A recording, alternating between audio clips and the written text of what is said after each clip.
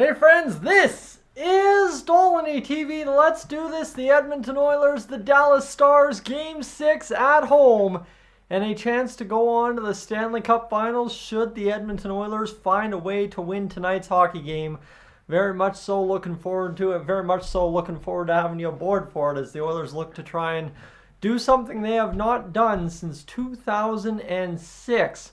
When a whole new generation of Oilers fans found themselves in love with a team that would go on to absolutely fail every expectation possibly set for them over the next 10-ish years. But as the Oilers obviously line up what has been a glory-filled past 5 years, lots of trophies for McDavid, lots of opportunity for Draisaitl to shine as the second or third best player in the NHL, and as well the emergence of one Evan Bouchard, some hometown storylines like Stuart Skinner, and everything that shakes out for this Edmonton Oilers squad. All that is about to be rewarded with a possible Stanley Cup Finals berth should they win tonight's hockey game in any fashion. That's the beautiful part of this, is you don't have to win it pretty, you don't have to win it perfect. Just win and you're in to the Stanley Cup Finals against the Florida Panthers. So looking forward to that, friends.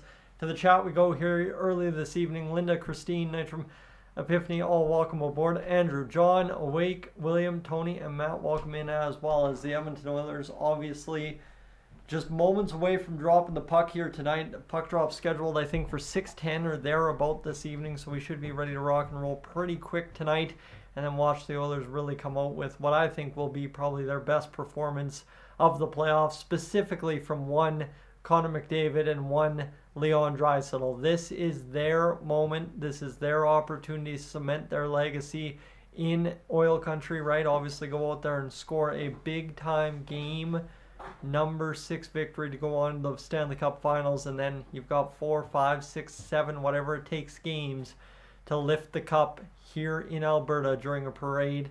Whether you lift it on the ice at home or not, that remains to be seen. Like you said, everybody knows where my plans and intentions lie when it comes to Game 6, but we'll see how it all shakes. So Randy Gage, Hockey, welcome aboard.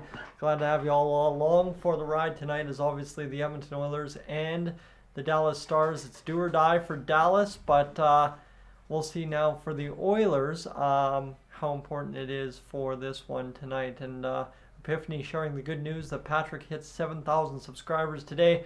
I got the text message just shy by 2 a few moments ago, so I assume that means he has done that pretty quick fashion then and has taken care of business. That is awesome to see, and as well, welcome in as we get things going. Magic's trickling in here as well. Friends, I think we're in for a pretty big game tonight. I think that's the easiest thing we can say about it. Obviously, for both teams, it'll be the same goaltenders that have started all series, more than likely. Stuart Skinner and Jake Ottinger. Skinner now just one win away from the Stanley Cup Finals. That seems, especially where we were midway through that Vancouver series, seems absolutely incredible to talk about, but averaging 2.59 goals against per game. So really, when it comes down to it for the Oilers tonight, if the Oilers are going to have any cause for concern in this hockey game, I think it starts and ends with Stuart Skinner's performance. That said, he's been pretty brilliant the past 2 games, and you can almost imagine here for the Oilers tonight that they're going to try and replicate that Game 5 formula here just on home ice this time and really try to bring home what should be a huge opportunity to send Edmonton into a frenzy for the next week as we line up the Stanley Cup Final starting June 8th. So looking forward to that as we go. Tony, welcome in, and Mr. Doom, welcome aboard as well. As it is going to be a fun one. Matt will join us in a little bit here. I'm promising you that. He has told me he's going to be a little late tonight, but he'll be along for the ride at some point soon here as the Oilers and Stars will get going. And 32 minutes into the biggest game, hockey. Oh, okay. Cool. 32 minutes. Oh, sweet. Perfect. I was misreading that. But yeah, the Edmonton Oilers obviously very, very close to getting this job done here tonight. And it's going to really come down to who wants it more tonight, right? The Dallas Stars, they are backs against the wall. A team that, yes, they've played 7 against Vegas. Yes, they played a pretty good series against Colorado. But this is one I think a lot of Dallas Stars fans But hey, we got a pretty good shot here. Obviously, we're a very structured team, very deep team. The Edmonton Oilers, they can kind of falter in certain aspects of their game. This one might be the one we've got, boys. And then, no, it's been the Oilers just getting better game by game by game as the series goes along. And now let's not count the chickens before they hatch, because the Oilers are going to have to be at their best tonight, or we will be heading back to Dallas for game number 7, and that's what we want to avoid this evening. So, Sue, welcome aboard. Glad to have you, as Matt is officially on his way this evening, as we will see what the Oilers can do tonight against the Dallas Stars. We've got the pregame intro here happening on our television sets now across Sportsnet and CBC in Canada, that much I'm sure, as the Oilers and Stars will get down to business. Like I'm saying, if you're just tuning in, about 6:10 p.m. 6:10 p.m. Mountain Time, so 8:10 Eastern, as the Oilers and Stars look to really kick off what's been an electric series thus far.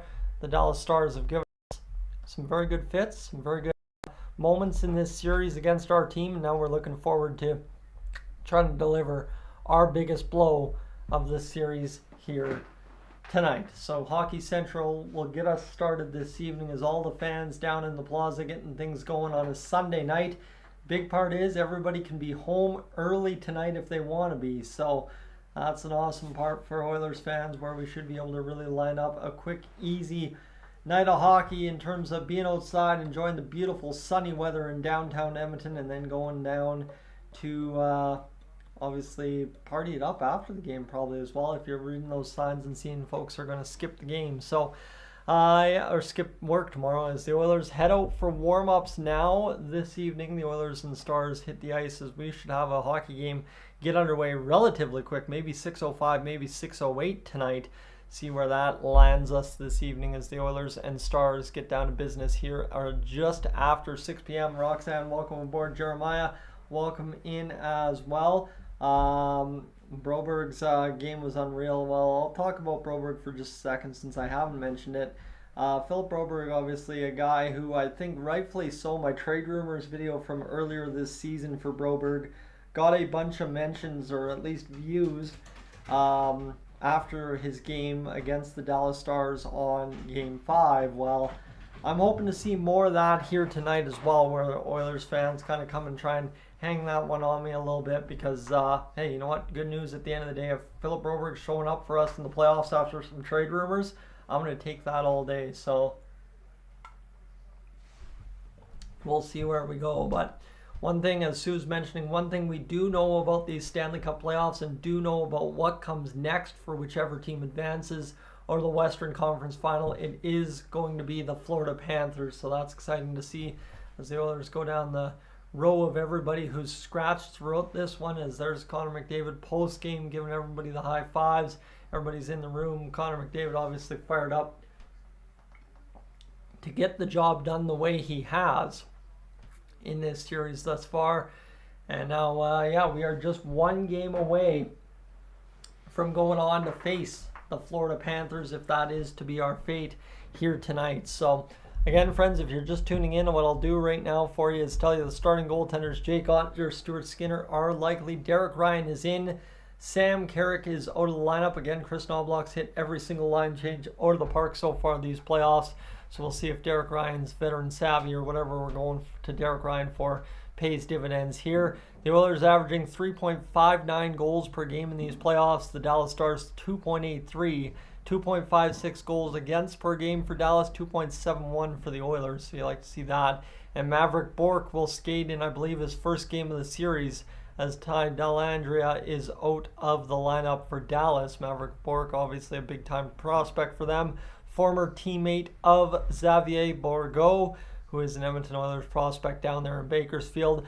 Zach Hyman, Wyatt Johnston leading each team in goals. Connor McDavid almost double the points of Miro Heiskanen, who leads the Dallas Stars. 25-11 the assists in favor of McDavid over team leader Jamie Benn. And the wins obviously deadlocked here so far through the playoffs, because Stuart Skinner did miss one win in that Vancouver Canucks series. So to the chat we go. Jeff, you're saying Dallas is going to be hard to beat tonight for the Oilers. I'll tell you, Both teams are going to be highly desperate tonight. Both teams are going to want this real bad. And I'm looking forward to seeing the Oilers come together with the effort that hopefully brings us home the victory and a Stanley Cup Finals berth. Ruth, Gord, welcome aboard. Calvin, welcome in as well. So we're going to see where this Edmonton Oilers, the Edmonton Oilers get going here tonight. And yes, will Matt be joining along for the ride tonight? Yes, Matt will be along for the ride here as soon as he shows up for this one. He did mention that he's going to be a little bit late, so bear with it here as they've got the tank top for the Edmonton Oilers again here in game number 6 for some reason. They're hanging that on the desk right now. I really wish I could be listening to the pregame commentary to understand what this is all about. They've shown it 2 games, 3 games in this series. I'm not 100% sure. Kevin Bieksa wearing his socks on the national broadcast as well. And we are almost set for this one, friends. We are now just about 30 minutes away from tonight's hockey game. Looks like Mr. Luke Gazdik's got his Connor McDavid socks on, one might believe there. So lots of excitement as this hockey game gets underway tonight. Obviously, the fan parks are very, very crowded downtown Edmonton right now. You can look, almost no standing room available, whether it be in the Moss Pit or the Ford tailgate, and that is good signs there as an Edmonton Oilers fan. Everybody's showing up downtown Edmonton, and obviously now we're just, well, maybe 6 games away from me being able to get down there and make it happen. So, yeah, we'll see where this Oilers team wants to take us tonight. But friends, no matter what, it's going to be a fun one. And no matter what, it's a big moment. So give me just a second. Matt has arrived. We'll get him in here, and we'll be right back.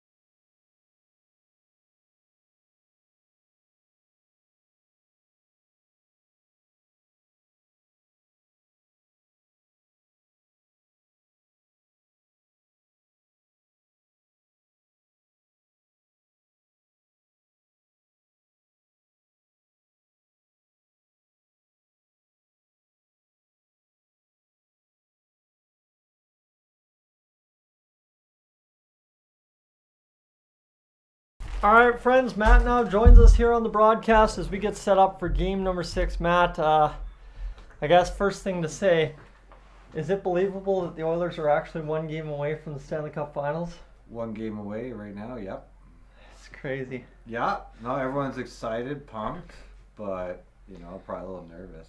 That's, well, for those of you back home, I haven't been able to tell you that story yet today. I'm leaving the house. I was house sitting this weekend, and I'm in the car, and I look at the girlfriend, and I'm like, my stomach just dropped. And she's like looking at me like, what do you mean? I'm like, I think the nerves just hit, right? It's just realizing that I had something to kind of keep me occupied all weekend, kind of keep me going, kind of, okay, got to make sure this is tidy, that's tidy. All Sunday morning I'm buzzing. And then all of a sudden you're in the car, and it's like, okay, this is real now, right? This is the next thing I do today is this. And now everyone knows too who's waiting, right? Florida's waiting now. And I almost, you know what? I don't think I have necessarily the same amount of dread for Florida as I did Dallas.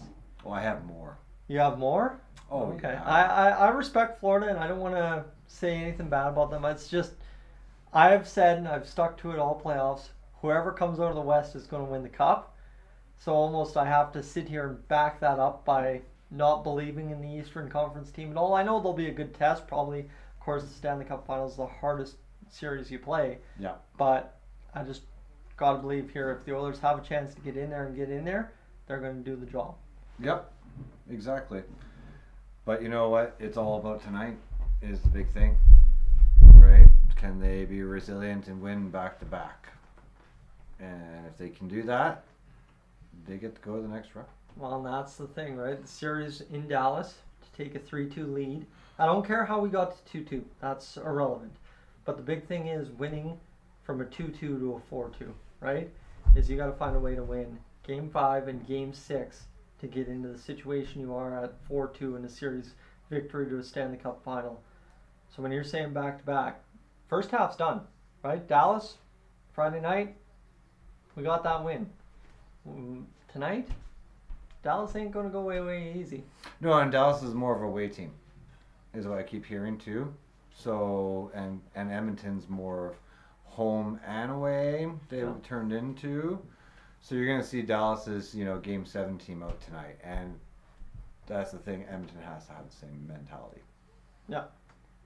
100%, right? You can't come in here thinking, you've won the series. No. You can't come in here thinking just the same effort in Game 5 will win us that. Yes, the same mentality will, but the same effort won't. Is this going to be what I was saying earlier, the best game of the playoffs for the Oilers here tonight if they want to advance? Well, and that's the thing, last game, they actually played their actual game that they liked to play, and you can see that they won off that after the sloppy start. Yeah. But you never can play a full 60-minute game.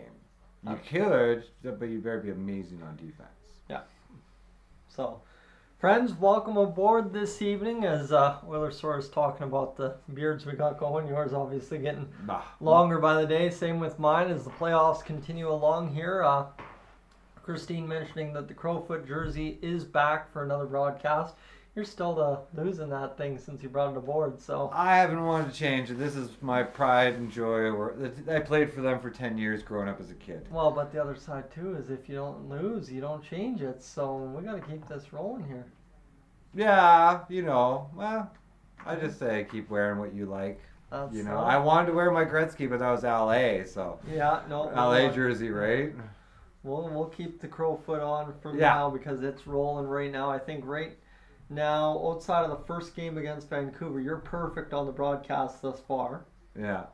Sorry, what? You're perfect. Your winning record since the Game 5 against Vancouver is perfect. Well, yeah, but it's not just me. They actually put the effort in on those games, right? But I'm taking the superstitions, so yeah, that's where we're at. And Neil's asking, are you allowed to trim a playoff beard? No trimming at all. I've been chewing on my mustache for a solid week right now. Obviously, this thing's getting out of hand. The handlebars that I started with in the start of the playoffs now have handlebars of their own. Maybe he's asking because mine's really thin and thicker, but before I always just trim up. Yep. I like my beard. But you have a certain style. That's how you've worn your beard for anytime I see you with a beard, that's how it's always been. So that's not saying you've been trimming or anything. That's just maintaining the same look. So. Friends, as we go along this evening, we are just about set up for game number 6. Jamie Benn, a goal scorer in this series. Dallas Stars goals this series, they were showing a whole bunch of leaders on that board. Didn't have anyone in particular. Really, tonight for the Stars, is it going to be the depth guys that win it, or is it? And I think that's a silly question because everybody on this team is a depth guy, but also a top player. Is it going to be the top players like a Jamie Benn, a Matt Duchene? Yep. That's what this is. That's what this is where they shine. Yep. And they've been doing this for how long? They're veterans out there. They're getting close to the end of their career. So you can see those big guys showing it tonight for sure. But you can see Dallas for sure. I believe they might start out with the body. Try to wear Edmonton down like they did in Game 1, possibly. I'd like to see that, get it more fired up like it's a Game 7, And then I just hope to see Edmonton flying, right? Making good passes, being smart on D, and please stay out of the penalty box. That's one thing we didn't see the Oilers get too much trouble the past 3-ish games. Yeah. Is I think they've had at most 3 penalties in a game. Yeah. For watching along correctly and actually counting. So. Tonight, I think you got to look for the Oilers to go out there and do exactly that, right? Go out there, fly around. Don't let Dallas wear you down because if they're throwing the body, you got to be throwing it too.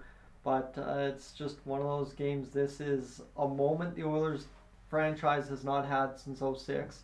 This is a moment that this core group of players, this nucleus of players, has not had in their career. Yeah. And now all of a sudden it's, do you seize that? Or do you make it in typical Oilers fashion interesting and force a Game 7. No, you put everything down now, right? You don't give not one team not one chance. Because if you give them life, they can take that and they're going to absorb it, and then they're going to change the height on the ice. Yeah. And that's what you don't want.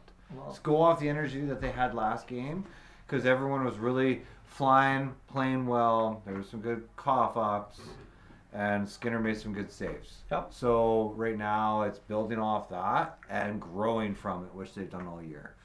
So, they could do that big win streak. They can do this. And if you look at it, who is number one for the most win streaks? Pittsburgh Penguins, the year they went to the Cup. that is true. Right? So they're 1 point behind. It's that same type of mentality. These guys are playing good together. Well, friends, we are only now I'm figuring puck drops at about 6:06. So we're only about 20 minutes away from finding out what this team can truly do for us this evening. As I'd like to welcome you aboard again, I'd like to remind you, if you haven't already hit that like button here on the stream, make sure to do that here this evening. Simply, that just kind of helps get everything excitable towards the end of the stream. Kind of allows Google search, YouTube search to, hey, this stream's really a good time. People want to see what's going on here, so you want to see that happen. So we'll take a quick message to the chat here for a brief moment as Curtis, welcome aboard. Shai, welcome aboard. And Michael, welcome aboard. I don't know if we've missed anyone else here this evening. Alex, missed you. Linda, I think we caught you earlier. And I think we are all caught up on the chat here so far. Things moving along slowly in there, and I think that might be for good measure. Simply because there is a lot of nerves as a fan associated with a moment like this in a series like this where it's been tight all the way, good all the way, and obviously the Oilers are the team that are up in Game 6. We talked about right off the hop when you jumped in here, but the nerves today, where are you at with that? Oh, it hit me today when I was driving into Calgary. It was just like, wow. I was just like, they could win it and go to the Cup right now. Yep. If they put all their cards on the table, they can say Edmonton is in the Cup since 2001? 2006. 2006, sorry. Yeah. Right? And that one I feel like they got robbed from back then. Yep. And me, it was Rolson, because he got injured and took out, and they were in the lead of the Cup until Rolson was gone. Backup played good, but not Rolson. Yeah, that's just he took him to the playoffs. Yep. So that's why tonight, saying that's why I brought it up. I'd like to see Skinner's best game. Well, and that's where we were talking. I think the one thing I could say, the only cause for concern for the Oilers tonight is Stuart Skinner at home. I think he just needs to play cleanly and calmly, and he'll do perfectly fine. Do you make anything of how much worse his record at home has been in the playoffs this year than on the road, or is it? But you look at it during the season too, though, right? Home environment, they did get more wins to go on that hot streak. So that's where the whole team gets that drive. So I believe Skinner is going to get it. He's just nervous, which I would be too. This is for all the marbles right here. It truly is. That's the big thing, friends. We are just one win as an Edmonton Oilers fan base away from the Stanley Cup final, and to think that the Oilers could truly actually do it here tonight, like you're saying, and it's just one of those things. At some point, it did hit you during the day, and if it's just hitting you now, friends, well, I apologize, because we are in for another 3.5 hours of suspense to figure out how long. Well, look, they've won 2 in a row. Yep. So go off that. That's a beautiful streak going into the Cup. And now Florida's sitting. It's true. Right? So if you go to Game 7, though, then Florida's sitting, resting up their bruises. Yeah. Right? So they're going to be ready to go when, Game 7, you're going to be tired. You might have some good parts in Game 1, but Game 2, you're going to be tired. To Game 3, you start evening out. So... Well, and that's where the Stanley Cup final gets underway June 8th. Yeah. So, right, the Oilers, obviously, Game 7 is Tuesday, so that would be the 4th. So the Oilers would have about 2 days off and a travel day and then play the 8th. Whereas tonight, if you win, right, Florida's now sat an extra 24 hours longer than you have. That's perfect. But then you still get the full rest as well that you could tonight going into June 8th. So there's... Now, a little bit where, Florida might be able to rest some bumps and bruises, But if you have bumps and bruises at this point that only a week's rest is going to fix, I don't think you're actually hurting the playoffs. Well, with Bobrovsky, I've been following him deeply, and how that man makes saves. He needs that rest. If you give him, not the team, him that rest, look out. Yeah. You're going to look at like shutouts over and over if he gets rested up. Well, that's where obviously, no matter what, it will be 6 days rest for Florida. But no matter what for the Oilers, it'll be 4 to 6.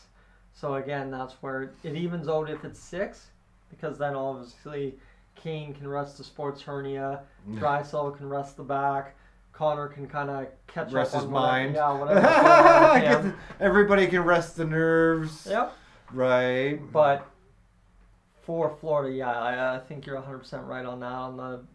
Bobrovsky, if he gets rest and then gets on a roll in game 1, that's where the series could be over before it even starts for the Oilers. Yep. Because if you can't solve him in game 1, the amount of confidence Florida has playing in front of them. Well, and the most worst part is any cough-ups, Florida will take advantage of every single one. They are a deep team, and they'll force them. So anyone they get, they normally get put in the back of the net. It's true. It is how it kind of lined up there against the New York Rangers. They kind of struggled at getting the puck out cleanly, and that ended up being the case for New York. They just weren't able to overcome some sloppy starts throughout the hockey games against Florida. Obviously late, they had a good chance in game number 6, but just couldn't pull it off. So, well, and they were up, and then they lost the series. So, the Florida will take that momentum, and they'll keep it. So friends, we're rolling here in this one right now. We're going to see Gene Principe on our television sets right now alongside the Oilers Samurai dude who's out there enjoying himself in the stands. Amongst the fans, he's out there hanging out, and obviously too the fan with the old 97 bucket, the old helmet, and some young Oilers fans on the television set as well. Some orange change, love it. Getting excited to talk with Gene Principe. This has been probably the coolest feature of this so far in the playoffs, is actually Gene Principe getting to talk it over with the fans outside and getting to hang out and enjoy that with everybody, because this is something I don't think the Oilers have heavily invested in throughout the playoffs prior, nor has Sportsnet to some degree. But here it's Samurai guy talking and we don't get to listen to him. That's kind of unfortunate there. But Oilers fans obviously being super creative here with these playoffs. And, we've seen a ton of stuff from the fans down there in the Moss Pit. Well, it's good though. Everyone's pumped and excited and just wants this team to keep going with what they're doing. Well, the crowd chants up, so we should be set up for game number 6 here in a matter of moments, as there's a fan with the Oilers and 6 on his phone right there. And obviously Nugent Hopkins coming back down the tunnel following warm-up. Big old Nuge. Right? We'll see when this he got 2 goals last game. I was so excited for him. Nuge was a beauty in game 5, right? A guy who I think the book on him on a short break or a breakaway is always that low blocker, and then he just snaps it off the post and in. Glove hand side for the second goal of the game. I listened to that on the radio. Yeah. And now you want to talk about, holy crap, he really just did that. And you come home and throw on go back to the house I was house sitting, you throw it on the TV and they're just showing the last replay of it after the goal, and it's like, it looks as good as it should have. Oh, Nuge is awesome. He through his career, he's just excelled and always been a leader. Yeah. So this is where we're at, friends, as the Oilers get things going, as we've got some friends joining along for the ride here tonight. John, welcome aboard. We got Michael along for the ride as well. And who else we got? We've got 97 stopping by. And that is about it. Trey's along for the ride. So here we go, friends. We are going to watch a little clip on Nugent Hopkins here in 2011. Oilers in first 5 seasons with Nugent Hopkins, 135 wins. So 5 seasons, 135 wins spanned out across that. I guess that's 27 wins a season. And this year in the playoffs, 2 goals in game number 5, 20 points in the playoffs. And that's absolutely fantastic to see for Nugent Hopkins. He's a guy who signed long-term to be here. He's a guy who's going to be around for the rest of his career in Edmonton. I hope so. And he's got a chance now to cement a legacy. Yep. From worst to first at some point. Yep. With, another 5 wins in these Stanley Cup playoffs. Well, you know what? He's been there a long time, and he's gone through the real lows of Oilers. And then now they've been growing, and he's grown with it even more than the team's grown. Yep. Well, you look at the player he is now, right? He's not a support player. He's not a star player. He's that perfect. No, he's the underrated. Yeah, people say star player. To me, he's a star player, right? Because look at last year, he had his first ever over 100 points streak, and that was just a long time coming, right? And I mean, it's just wonderful to see because Nuge was the guy who had the high expectations, right? Followed up right behind Taylor Hall. Yeah. And just never quite achieved the health level you figured he would early, and as well never quite achieved the results that maybe Oilers fans expected of a first-round pick centerman. Yeah. But then he found a niche in Edmonton, being that perfect complementary star piece to McDavid, Draisaitl. The power play got going, and suddenly it was lights out from there. Ryan Nugent-Hopkins arrived on the scene. Yeah. Exactly. And you know what? I love how everyone thinks he's not a star player when he is. And he's not just a center or a forward to me. He plays great back checking. If he can make it back, you'll see him skating. And I saw he turned a lot of their opportunities over during the season. People had breaks. He skated back and stopped it. Yep. So he's got the heart, and he's a true Oiler from the start to finish. Well, friends, we are now officially just about 10 minutes away from game time here in game number 6. I see everybody chatting along for the ride here in the chat as we continue along. That's anything going on? Just everybody pretty much getting the let's goes and everything in there. Yeah, let's go. That's a big part, right? Tim, welcome aboard. Kenny, welcome aboard. Jai, welcome aboard. And Flipperdo, welcome in. As this is going to be fun to see what the Oilers can do for us tonight. We're up over 205 of you back home. That I guess I should mention for the first time all live stream. For those of you watching aboard, we're going to try and target the big old 1,000 watch hours here tonight. But as we look already this evening, we're now at 52 hours before the pregame has come to an end. So we continue to get closer to that 100 hours before puck drop. And obviously, watching things tick up here, we are getting really, really close to what should be a heck of a start to this hockey game, and what should be a heck of a game for the Oilers overall in terms of the compete level, the excitement level, and just what it means should you win this evening. Honestly, they just got to go into it with their feet moving, grinding, and just getting the puck to the net. Give me just a second. No, you're good. Just seems a little askew here. Well, that's just unproper. Right, there we go. That should be a little better. That looks a little bit better. Let's see. Let's watch that back on the replay. Am I still in the way? No, it's a little better. Yeah, it's better. We're good. Rachel, welcome aboard. Tax, welcome aboard. And that's pretty good. Here we go, friends.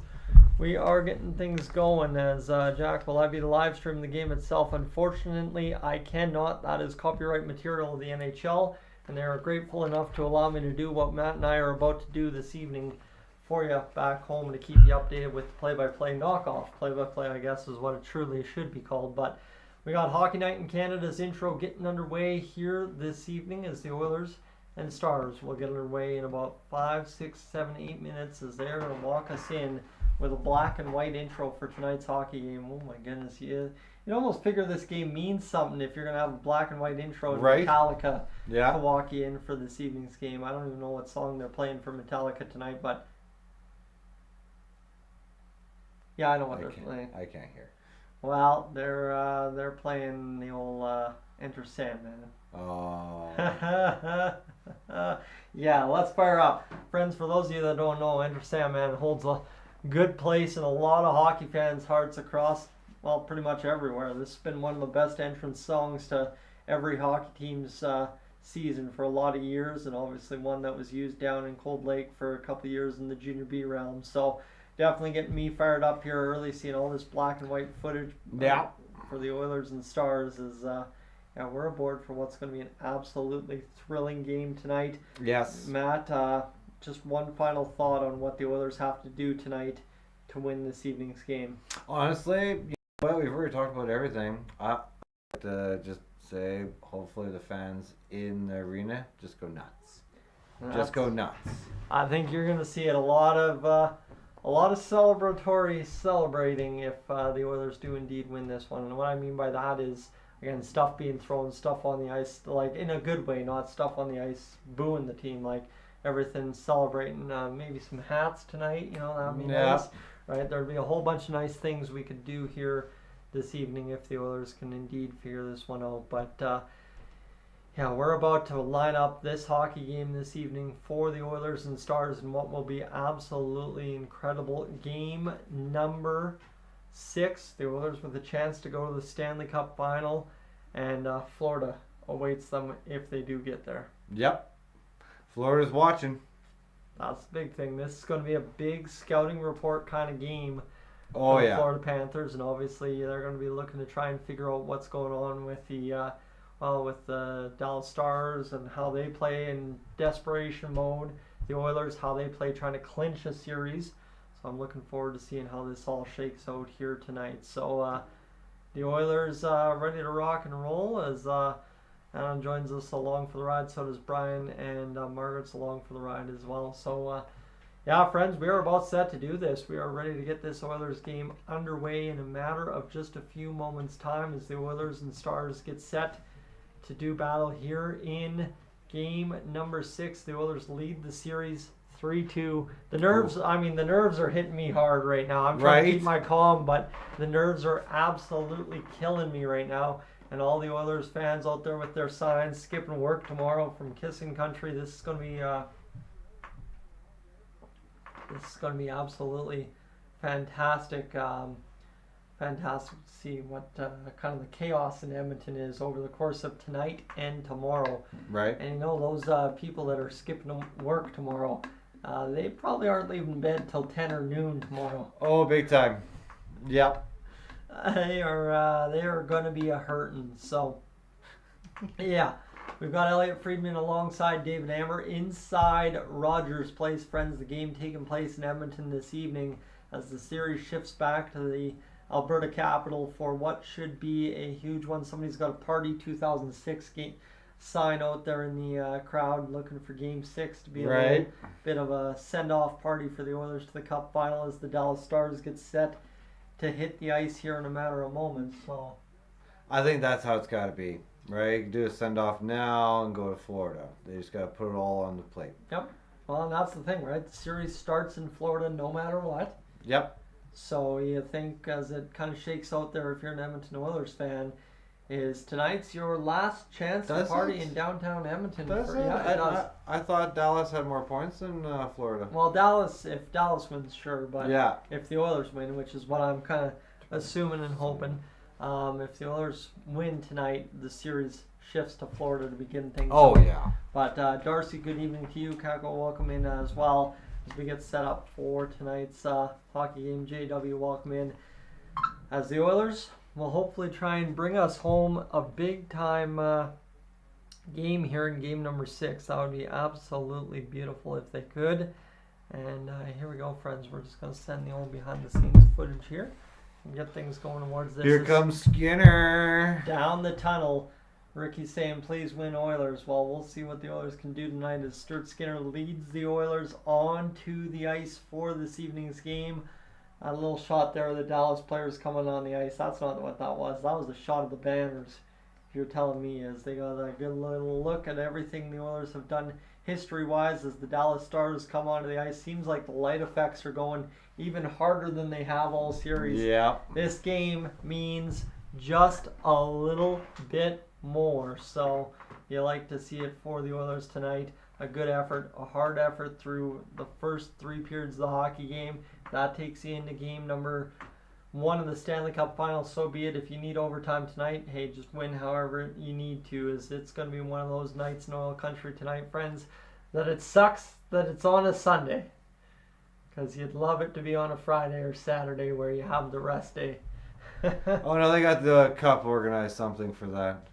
Oh, this is going to be awesome to see, friends. We are gearing up for the national anthems. They've got Dwayne Rollison in the building. Your aforementioned Dwayne Rollison. He still looks like he could go in there and make a couple of saves. Oh yeah. Eyes look good. Head looks good. Hair's still looking good as it always has. Right? Hey, it's 12-5 with the Oilers in the playoff run he had. Yep. So here you go, friends. We are rolling into tonight's game number 6. As Oilers fans applauding in the stands right now as we get set up for this evening's game. Stuart Skinner being announced in arena by the looks of it, as my brother is at home watching the game as well, and Rollison talking about the Oilers fans, I guess, a little bit here as we will get set up now to see Rob Clark in the stands. Of course, first though, we will have the pre-game land acknowledgement from Chief Willie Littlechild, and then we'll get off with this evening's game in this one. So this will be a whole bunch of excitement from the Oilers fans, chanting and screaming and chanting and screaming, and we're still trying to find everybody. They're showing everybody shuffling in here, grabbing the beers a little late. And here's Chief Willie Littlechild now with the land acknowledgement this evening, and then we are going to get this going this evening for the Edmonton Oilers. Friends, this hockey game about to kick off in epic fashion for game number 6. Matt, I'm glad to have you aboard for this one again. Thank you for having me again. This is going to be fantastic to just It's close going to be a this great out. game. It's And going to be a great the game. best part is we might only have 3 to 5 more of these streams if the Oilers have a chance to clinch it on home ice. Well, you sometime. know, right now, it's about what they can do tonight and shut Dallas down. Yep. So that's the big thing. We can look forward to what happens in the next round, but tonight that's the thing. You have to shut Dallas down and close out this series here if you want to be dreaming about the someday. So Yep. Rob Clark singing the anthems to get us going this evening as the Oilers rocking and rolling for this evening's hockey game as Rob Clark gets us going with, oh, say, can you see the old Star Spangled Banner, and of course the anthem of the United States of America as we are closing in on tonight's broadcast as we've got everybody. Yeah, that's my brother's just posting up snaps now for his little story as we get Rob Clark singing us through the anthem. As yeah, we'll see where this game goes. I'm just trying to hang on for a loose thread right now, trying to keep myself sane as I can repeat it all the way through. Oh, Canada's going to be something special tonight, and then this will be going here tonight. So let's see where the Oilers take it this evening, friends, and we will get going in a matter of moments. Rob Clark brings home the American national anthem with the last line, and now the best anthem in the entire world. Oh, Canada. Inside Rogers Place as we bring this one home. Again, might be a little bias on that one, but we'll get things going here tonight as the fans singing loud and proud inside Rogers Place. It's good to see all the young kids in the stands as well. Oh, yeah. Obviously, that's not a cheap ticket, but it's a memory that'll last a lifetime. Watching the Oilers advance to the Stanley Cup Finals if they can indeed do it. And friends, I don't know if you're looking at what the cost of Game 6 tickets against the Florida Panthers are, but they're about $1,400 right now if you're an Oilers fan looking to go to Game 6 against the Panthers if we do indeed get a chance to be there. So I said I was prepared to spend money. That's a lot of money though, Matt. Yep. That is. Oh boy. As we'll go here, friends, towards the final bits of this one is the fans singing the anthem right now, getting loud and proud in this one. As Stanley's saying, this first 5 minutes of the hockey game is going to tell us what this Oilers team came to do tonight. Yep. And well, you can't say that because 2 games ago, it was the opposite, right? It is. Right? I think they just got to go to a game plan that's going to work to shut Dallas down, and then opportunities will come eventually, but they can't force every single one. Well, biggest thing you got to do tonight, cut the turnovers, get some goaltending, stay out of the box like you said. Yeah, and things will come to you. That all should come just fine and dandy. As friends, got a yawn in. Here we go. Nerves are out. Let's do this. The Oilers, the Dallas Stars, game number 6 about to get underway. As Nugent Hopkins out there on the ice with Connor McDavid, Zach Hyman, we are ready to kick off what is going to be an absolutely big moment in Oilers history tonight. Should they find a way to win this evening's game, Tyler Seguin takes the face-off for Dallas at center ice against Connor McDavid as both teams draw in for the face-off at center ice. Referee steps on into the center ice area. The puck is down. McDavid wins it back over to Ekholm. Pushes to Bouchard. Right wing up the boards to Hyman. Just a little tap there. The skates goes back the other way. Here's Robertson firing into the Oilers zone.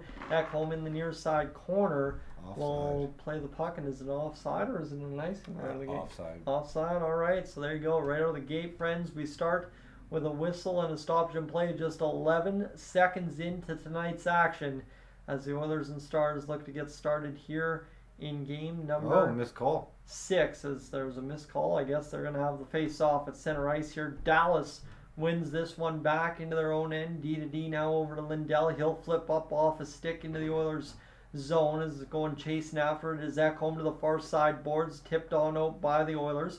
Backhanded back into the neutral zone. The Oilers are a mile offside. Somehow stayed onside right there with some fancy footwork at the line. And the puck goes around to the far side, tapped out into the neutral. Here's Dallas coming back to the Oilers line, and nice play by Connor McDavid. Just a little back tap there, made the guy second guess where he was, and missed the puck as the Oilers will dribble this one over to the far side face-off dot inside their own zone. Helped to head along the left wing, going into the near side wall. That puck was no icing. It is a nice play by Ryan McLeod, negated icing, and then Drysdale just got the turnovers, coming back and flipping into the Dallas offensive zone was the Stars across the Oilers line. Now D-to-D. Here's the opportunity for Harley. Stand-up block right there by Corey Perry, who was hurt in Game 5 for a little bit. Pass right to the middle by Dallas. Opportunity off the bounce in front. Dallas couldn't quite handle the puck, and the Oilers will skate back the other way across the Stars line. Turned back now. The Dallas Stars 2-on-1 back into the attack. 5 men back. Corey Perry staying at the blue line. He got dumped in the neutral zone. Perry's wondering if there's going to be a call on that one, and there is not. So Corey Perry gets turfed in the neutral zone. No call up coming on that one as this comes down the wall for Marchment along there, played by the Oilers. 18-19 to go. We had a stoppage and play just 11 seconds in, and now we've played over a solid minute straight. Yep. So interesting to see that both teams are starting to get their legs going early on in this one, get some lane changes, and just like that, you just had to mention it, and now we have a stoppage and play just like that. Right. So, what do? 18:07 to go in this first period of play, and the Dallas Stars got an absolute beauty of a chance in front, but a good stick there by, I believe that was Leon Draisaitl, keeping the player to the outside. You'll love to see it. Awesome. Love to see it. New guy that's been coming into the shop. He's just got mad props for coaching when the kid that I was hosting his parents' house for that he was playing up there. It's a complicated story, but it's cool. Awesome to hear. Mm-hmm. As the Oilers ice the puck down the length of the ice, so there you have. Another stoppage and play, 28 all-time record in series clinching games at home, potential series clinching games. So the Oilers have pretty good go. As I think Bouchard, is he going off the bench? Yeah, he's just going to the bench there. Kings, thank you so much. Glad to have you aboard for what could be the Oilers' series clinching game if it all works out here. Skinner goes to the far side. Thank you for the super chat as well, as this one rolls along the boards into the neutral zone. Heiskanen fires it into the Dallas zone. Out to play it, Mr. Stuart Skinner around to the far side, picked up by Kulak, tapping along the wall. There's one of those turnovers there that the Oilers got to avoid, as this one comes back to the blue line, tapped out there by the Oilers into the neutral. Edmonton now sees Dallas in full possession of it. Back Lindell across the line near side, and this will come back off the end wall for Skinner, loading up the Oilers attack. Another bobble there. The Oilers a little hesitant playing the puck on back-to-back zone exits, and the Dallas Stars able to turn and burn back the other way across the line, loading up. Here's the shot opportunity, save made by Skinner. Back down low off the post by the sounds of it there. Yeah. And the Dallas Stars again get another turnover. Shot goes wide of the net that time. And the Oilers seemingly in trouble inside their own zone after 2 botched exits. And they get a help from the post and a couple saves from Stuart Skinner, and then another turnover inside their own end. I don't think Dallas fully cleared the zone there by the looks of that. Kulak Nope. with a nice little play there to get it out, and another turnover again for the Oilers. Robertson in possession of the puck, shot fired, saved by Skinner. He's got 3 to begin this hockey game. Harley fires it down near side wing, as McDavid will pick up and make the clean, quick play to Nugent Hopkins. Breaking back the other way is Hyman down the right wing. Hyman shielding the puck in behind the net. Hyman going right to the front. He's taken down, and what an absolute draw right there by Zach Hyman. That's a beauty. That is what you want to see. Moving your feet, pushing towards the net, and the guy takes you down. Heck yeah, Chris Tanev. He took his feet right out of him. And this is all set up by a couple key saves here by Stuart Skinner. I still think that hit the post for sure. So just very interesting to see the Oilers go right off the wall. Yeah, 100%. Hyman drove out from behind the net, kind of jammed that puck towards the net. Turned, Tanev took him down. I didn't do that, but he did it. Oh, yeah. As this will be Nugent Hopkins, Draisaitl, McDavid, Hyman, Bouchard with a chance to set the tone early. Of course, Shoresy, season 3 now. 2-9 for their power play, so if they can make it, it'll be 3-10, 30%. 30%, right back to normal operating procedure for the Oilers power play. As that one hits the linesman, exits the zone there. 16-17 to go in this first period of play. As this will be picked up now by Bouchard. Bouchard rolling up through the middle of the ice. Bouchard over the far side. Hit Nugent Hopkins, not cleanly though, and Nuge will be forced to leave it there for McDavid. Over to Hyman. Hyman along the near side, far side corner, Back to Bouchard, high side point. Near side now, Bouchard over to McDavid. Come on, boys, let's go here. Draisaitl gets his feet moving. Shields off the puck. McDavid down, spinning off a check, right in front, dangling, score! Wow! Connor McDavid plows through traffic. He was dangling through 2 to 3 guys to get that. That was beautiful. What a goal there from Connor. Just normal Connor McDavid right there. That is, I was saying in the pregame, it was going to be a massive game from Connor tonight, because obviously this is his moment. This First is shot Leon's of the game, moment. too. First shot of the game. He puts it home on the power play. No mistake there. Look at this. Shield of the puck there by Draisaitl was absolute work. And then it was a D to run 1, D to run 2. And the finish on that. Oh. Unbelievable. But Oilers Source Toff, thank you so much for the super chat, my man. And I'm looking forward to seeing you here in Alberta again sometime Goes soon. from forehand to backhand between 2 people and just shelves it. I mean, what? It's like it's another day in the office. Like, and what a moment to do it too. Right? Your first shot of the game. You need to set the tone in game number 6. And you're the captain of the team. You're 5th of the playoffs. You haven't scored a whole bunch. No. And bang, just like that. And of course, Toff throws down the 20 for that here tonight. So, friends, Jake Ottinger beat on the first shot of the game. I don't think anybody had that on their ledger. Well, you got to make a move. Yeah. So here we go. The Oilers back in their own zone. Broberg defending against Marchment. Broberg will tap along the near side wall. Nice little pickup there for Holloway, as he'll be able to exit the zone. Back across, fired in by the Edmonton Oilers into the Dallas zone, as Harley picks up for Duchesne. Duchesne along the near side wall, tapped into the Oilers zone, and already this is kind of looking similar to Game 5 at times, where Dallas just gets it into the Oilers zone but can't really do much substantial with it. And another swing of the stick there by Ryan disrupts the puck and gets it over near side for Kulak as he'll push behind the net. The Stars look to the front of the net, and what a play there by Skinner. He knew that puck was coming out front, had the pad down, had the stick down, let it hit him, and stopped the play right there. Oh, exactly. So, what an unbelievable start for Connor McDavid. They're going to show this replay all first period, I guarantee you that. As right through traffic, right to the backhand shelf. And look at that, he's sitting in there with the fans celebrating that one. Everybody happier than can be to see the Oilers up 1-0. And the big thing is, you got to build this lead and maintain it. They did that in Game 5.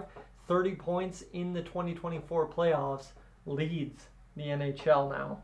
Connor McDavid on the verge of doing something absolutely unheard of in NHL history. Relatively unheard of. I think 2 or 3 guys might have done it before. Oh, yeah. And I think there's 2 or 3 guys that, again, hold pretty much 90% of the NHL record books. Yep. So keep that in mind as this one comes. Now back into the neutral zone, lifted there by the Oilers as they'll backhand Ottinger down behind the net. What a cover there on that board bounce. He didn't cover it up, but he just kind of stopped that one there. Do we have an offside or something possibly? Or another bad call? Yeah.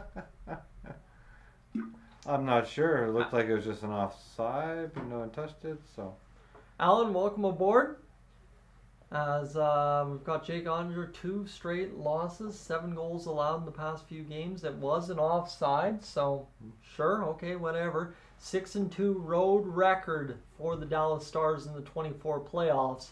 Of course, one of those losses coming against the Oilers in game number 4. So yeah, they want to make it happen here.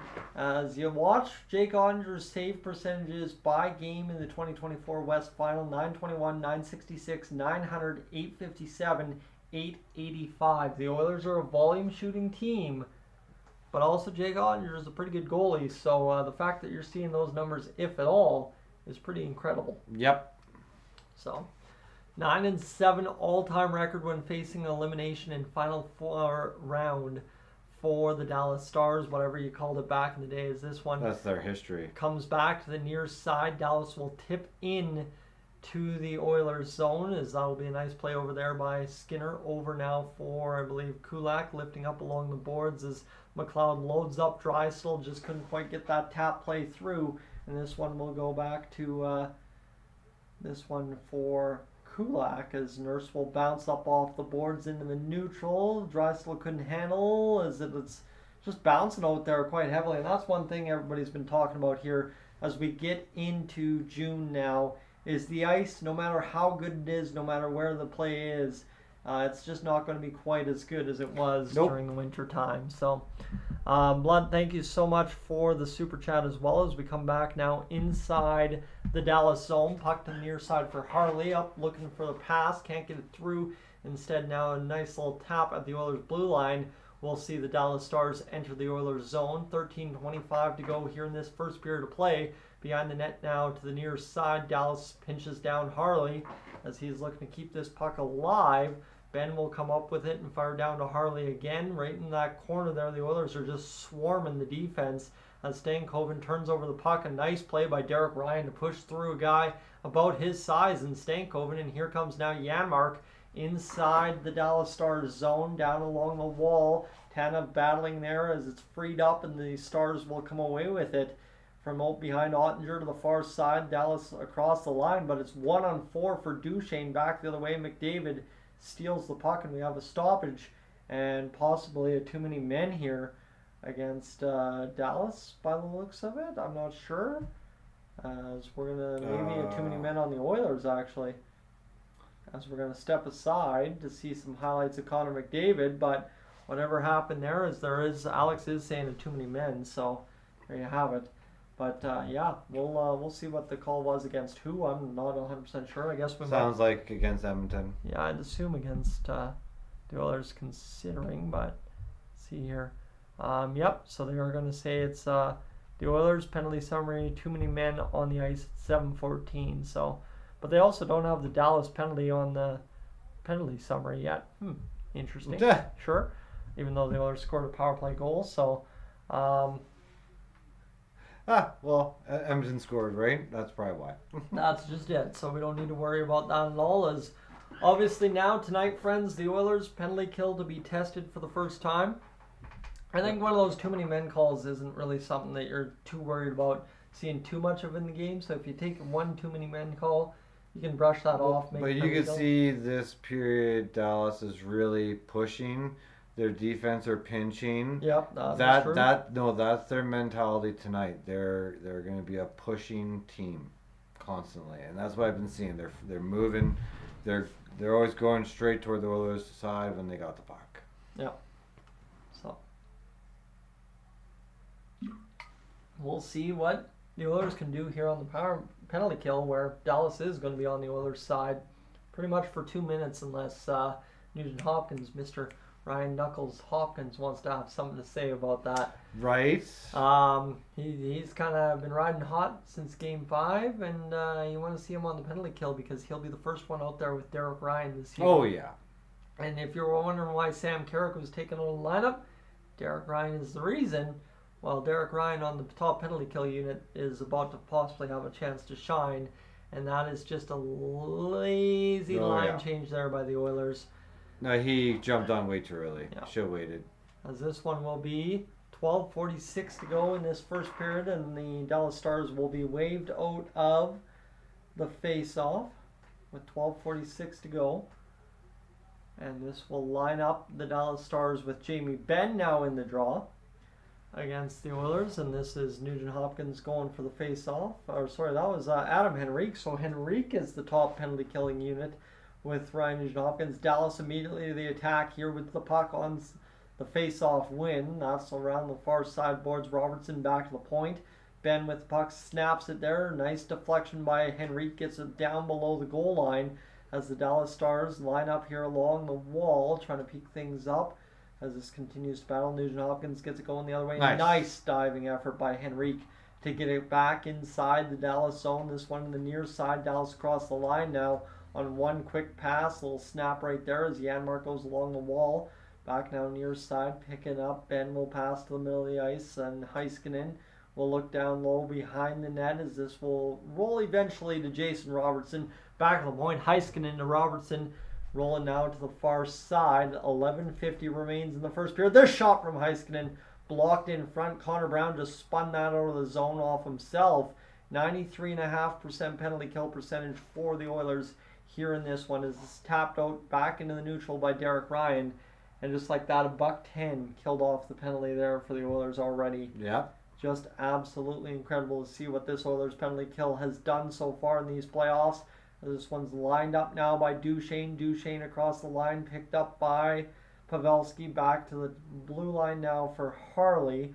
Down to Pavelski, far side. The shot loading, and Skinner had all the time in the world to be there. And he was. Yep. You like to see it. This is absolutely unbelievable what this Oilers penalty kill has achieved this season. And it's little plays like that, right? Henrique, there's a stick to be had in that lane. He dives out and lands for it. And again, two Oilers block the same shot. And then a puck across, and Stankoven has no room to shoot that puck anymore once Ekholm gets down. And Skinner gets in front of it. So here we go. This one to the far side, near side now. Duchesne snaps it up over top of the net. 20 seconds to go. Loading up McLeod into the neutral zone for Duchesne. Duchesne snaps it back to the Oilers line. A quick poke check there by Ceci forced the Stars back. Stankoven feeling the desperation to shoot the puck back to the line. Now Harley across far side. Shot goes up over top. And this will be now picked up again near side by Stankoven. One shot on the power play for the Dallas Stars down low. 3 shots overall for the Stars. The Oilers still with just one shot fired towards the net. Save made in front. Whether blocked or saved by Skinner. Far side. Loading up the shot. Save made by Skinner. That was a good one. With 10:28 to go in this first period, as that's a big stand-you-up hit there by Hyman. Come out of the box on Stankoven.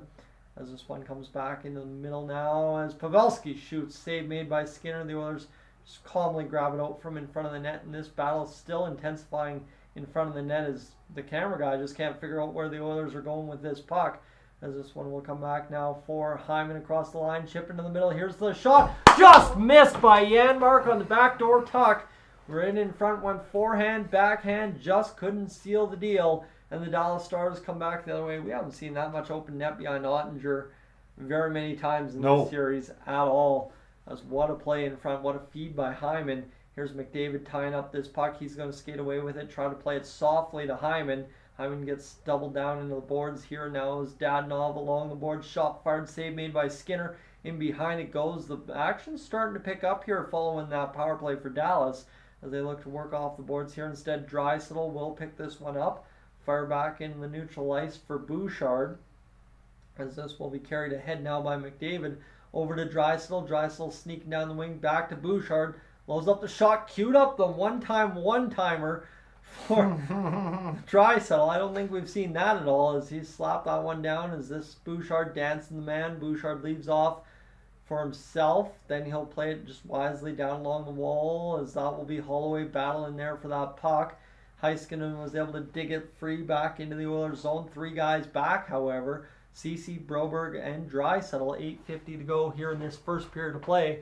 As the Oilers start forward, here's Draisaitl across the line. Draisaitl to the outside, shot fired. He's blocked and then slams into the boards violently, and then gets right back up as he will skate off the ice here. A little bit shook up, I'm sure. Oh, yeah. As this puck goes into the neutral zone, and Henrique was able to tie it up there to get Draisaitl's replacement. Holloway on the ice, as here's Henrique battling again at the blue line. That's instead Kane inside this one, as this will go to the far side, picked up by the Oilers down the wall into the zone, and this will be into the neutral. The referee's yelling for too many men again, but I guess they were able to get everybody off the ice in time. As Tanev will turn back now, and the Oilers pick up this puck.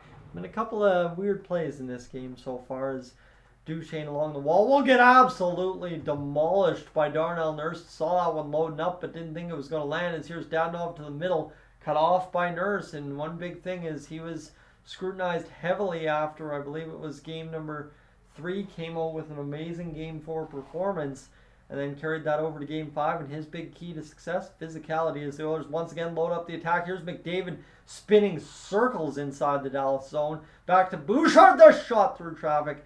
Hits Duchesne, and he looks a little worse for wear out there, as he's kind of holding up one leg a little bit gingerly. As this is going to be a step to the outside by Hyman, dragging back around the net. Pavelski's able to keep that alive for Dallas to exit the zone in the neutral. The Oilers again lean on the man there. That's Ekholm, and the Oilers' physical will here in this game starting to show, as well as Dallas is shot back the other way.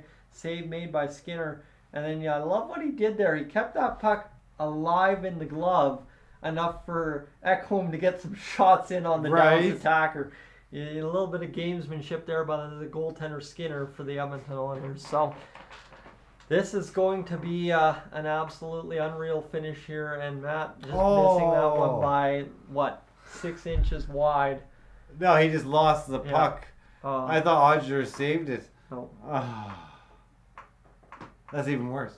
So friends, of course, tonight, thanks to everybody in the Super Chat category this evening. I'll mention everybody there this evening for throwing down the dollars. Kings Rule, Oilers, Soros, and Blood for throwing down the Super Chats tonight. We're staying commercial free throughout the first intermission, and then we'll get into the first period, as Brad as well hitting that Super Chat button right now, as I have another name to thank again. Brad, thank you so much, as we continue along here tonight in what's been a fantastic hockey game so far from the Oilers, and one in which the idea coming in so far has been executed. No. No? No. You're not impressed by what we've seen so far? No, I've seen some sloppy plays, and Dallas has been the one that's been more. You can see their feet moving. They're pressing more. I'd like to see Edmonton actually do that to put more of the pressure on them. Right, but right now when Edmonton gets a chance, they're high good chances. Maybe that's what's tilting my vision a little bit, right? Yeah. You think of the Oilers, that Yammer chance, Connor McDavid obviously with goal, and you kind of look at Bouchard. He has his legs moving tonight, so I like that. But you're right? Like Dallas has definitely gotten towards the net. I think the shots so far in this hockey game, if you're just tuning in, friends, aren't looking pretty. 7-1 for Dallas, but it's Edmonton with the only goal of the game. So again, tilted view in terms of what it's looked like for the Oilers chance-wise. But you're right. Dallas is definitely, with 7 shots and the power play and all that, dictating this hockey game so far. And we had some rough stuff in behind the play there after Ekholm and Oh yeah, this is game 6. This is game 7 for Dallas. They're frustrated. You like to see it, so yeah, they want to get Edmonton off their game, right? Right, and Trippin, thank you so much as well for hitting that super chat. I'm gonna owe you a coffee. You're gonna have to come into the shop tomorrow morning and pick up a coffee on your way to work, as this one's loaded up into the neutral zone. We're back game to action 6. Here we go. As this 7 minutes to go here in game 6's first period, the Oilers, I think they just got a shot on goal. Yes, they did. Holy, woof! It looked more like a pass. Ooh, you are right. As this will continue here now for an opportunity for Draisaitl to take the face off. Of course, Broberg's out there on the ice. No, sorry, it's who's at the blue line there? Is it Kulak? I can't even tell who's at the blue line there for the Oilers. Instead, it's flipped out into the neutral nonetheless. I think Broberg, I thought he was Broberg back there. It was actually Perry in behind the draw for Mr. Leon Draisaitl as Perry's taken down by the puck. Perry's been banged up here over the past 3 games, so just bear with him. As this comes out of the corner now, McLeod rolling around the near side.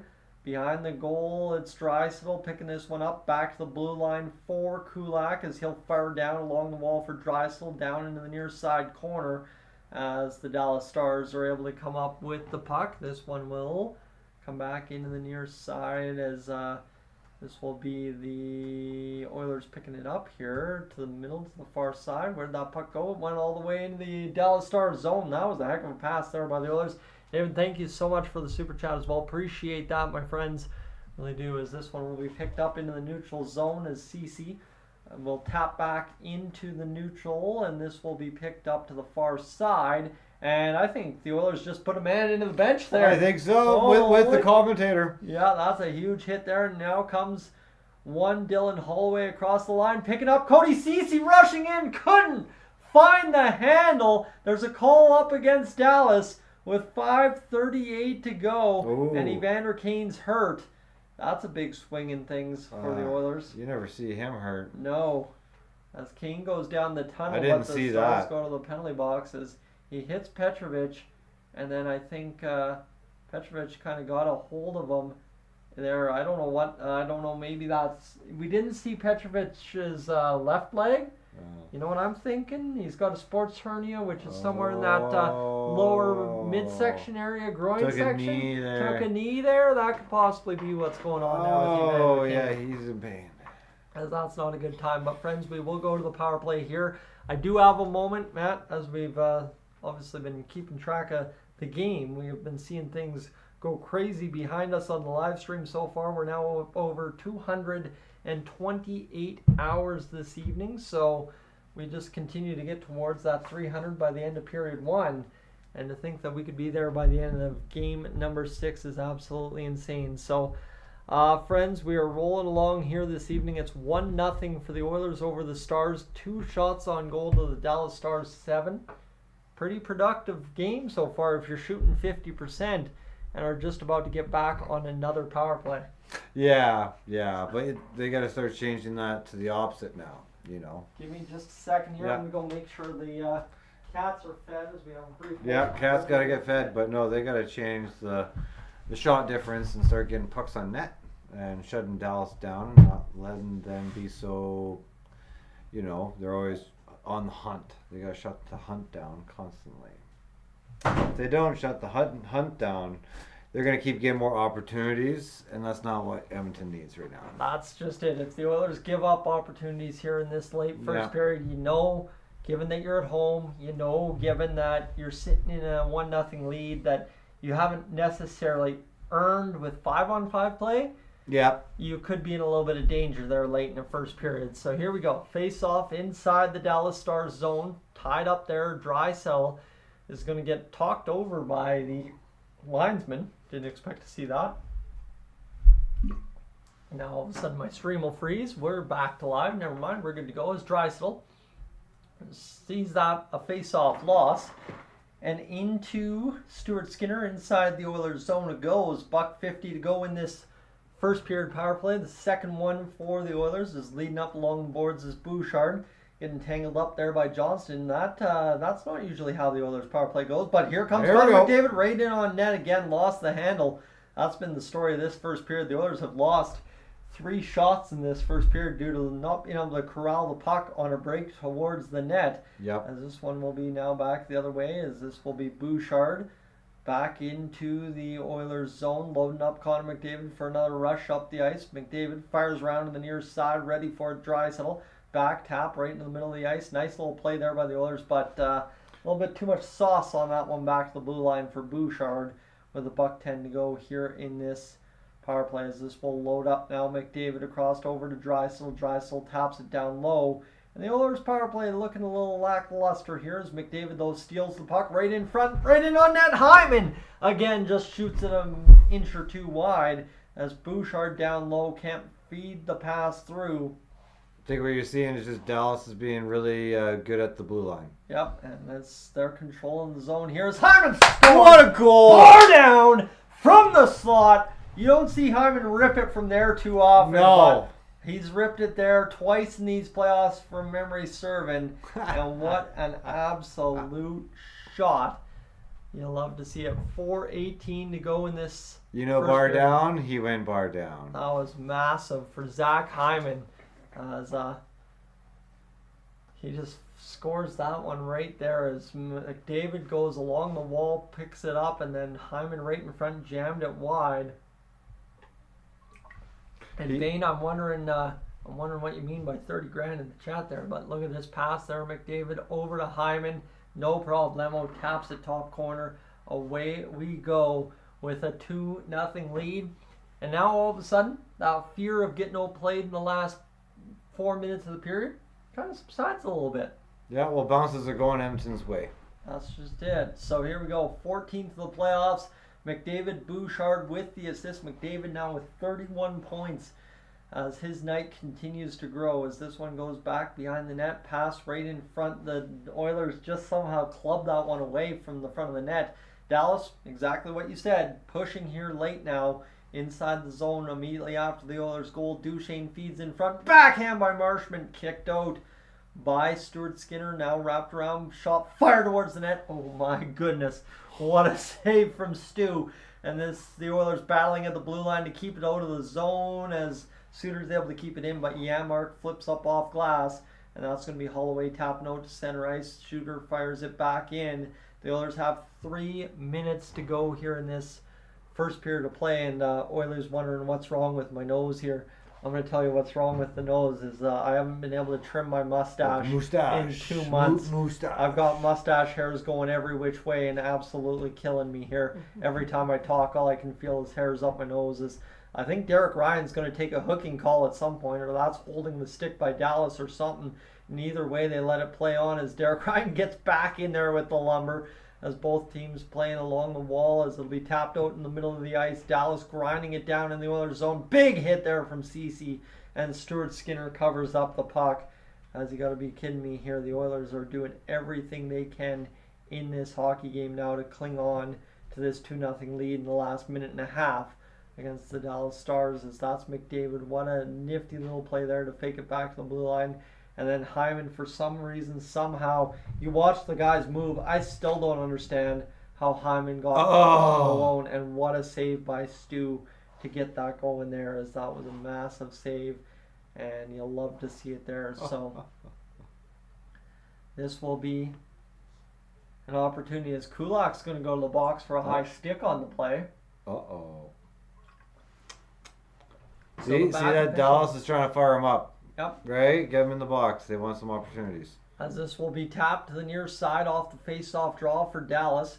Ben will roll along the near side as Ekholm tries to tap this along the wall. Picked up now by Hintz. As this will be fired towards the net. Stuart Skinner makes the save, however, and you'll love to see it. As the Oilers are doing their job so far in this hockey game. Clinging on to what is now a, yes indeed, 2-0 lead thanks to Zach Hyman. Yep. We are rolling along here in this one. Still got to keep going on the hunt to me. Just keep playing like it's a 0-0 or 1-0 game. Well, we got Lou who randomly found us here on the YouTube, hoping we win this thing and beat Florida. I can assume being a Flyers fan, you'd want Florida to go down. Anybody in the East that ain't you want going down against the Oilers in the Cup final. Even though I guess Oilers Flyers, there's some history there as well. As many more motivation we can get, give it to us. That's just it. As this picked up now by Dallas with half a minute gone in the power play across the line, tapped into the Oilers zone. This is along the end wall. The Oilers, short work of it, fired all the way down to Ottinger, who's currently sitting on a .333 save percentage in this hockey game as well. Stanley mentioned that in the chat. This is picked up by Hintz. He'll get across the line. Tap now for Robertson. Robertson setting up the attack with 50 seconds gone. Heiskanen over to the far side. Robertson back to the blue line. Heiskanen loads the shot. Goes wide of the net. The rebound. Ben didn't have time to shoot that one in front.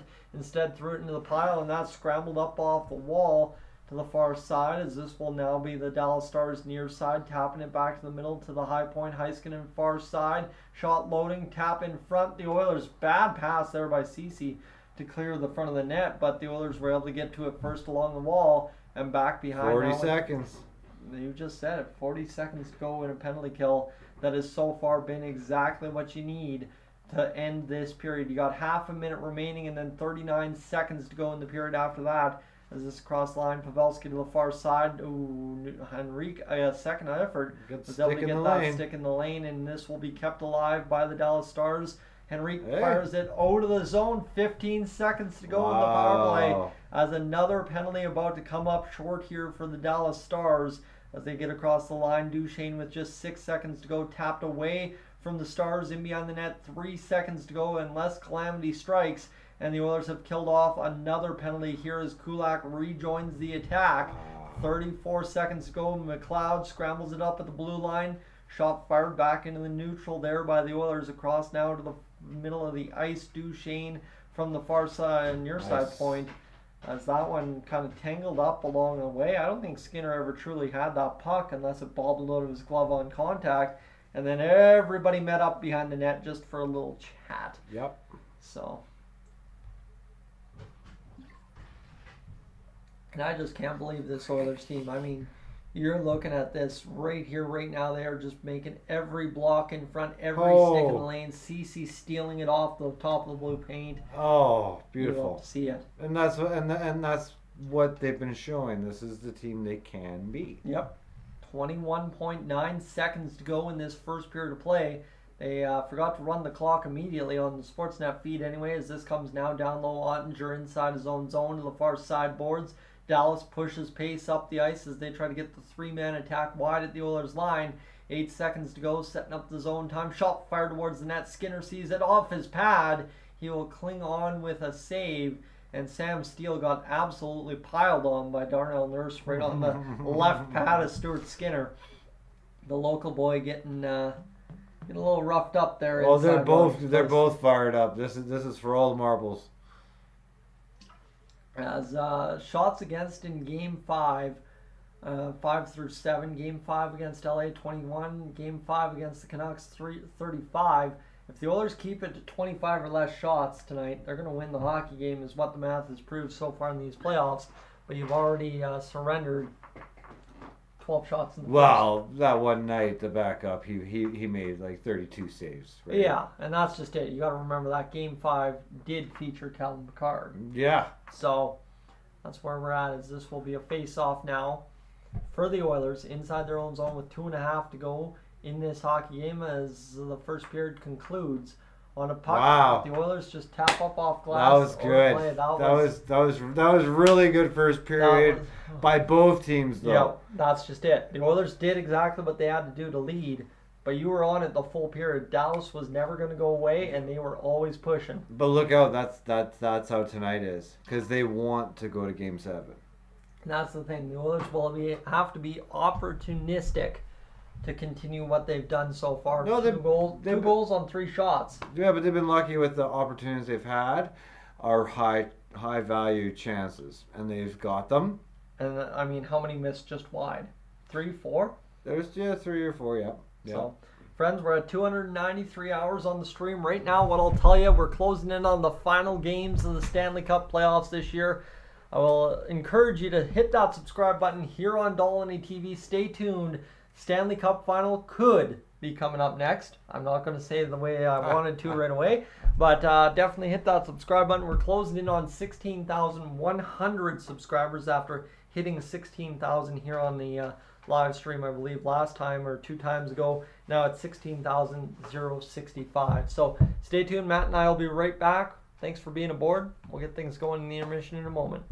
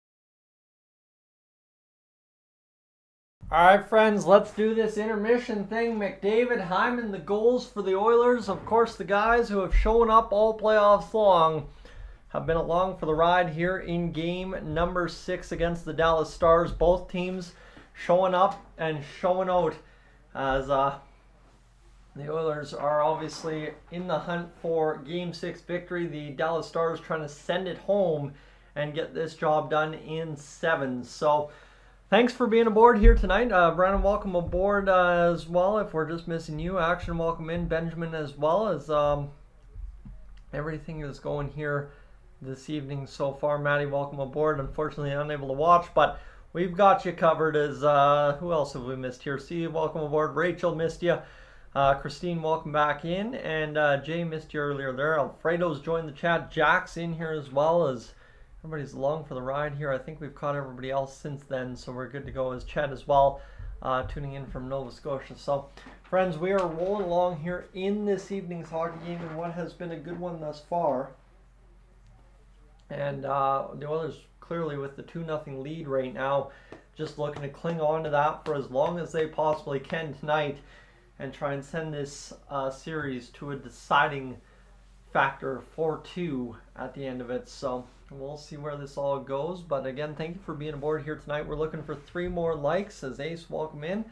As yeah, we're looking for 3 more likes to get towards, you betcha, 100 on the stream already, early on going. So Magic, beard is coming along. Yeah, that's I think everybody's beard at this point. The fact that we're into the 3rd month of Stanley Cup Playoffs hockey, everybody is working on it. And I got to say, I'm very impressed that the old handlebars have kind of started to fade, but what's actually happening here at the same time is the handlebars are starting to get their own handlebars just based on how the under the chin hair is growing. So yikes, that is what it is, but we'll survive that here for the next 3 weeks and get this job done, because we are less than 20 sleeps away from a possible Game 6 cup clinching game on home ice if everything goes according to plan for the Edmonton Oilers. So that said, we got a lot to achieve here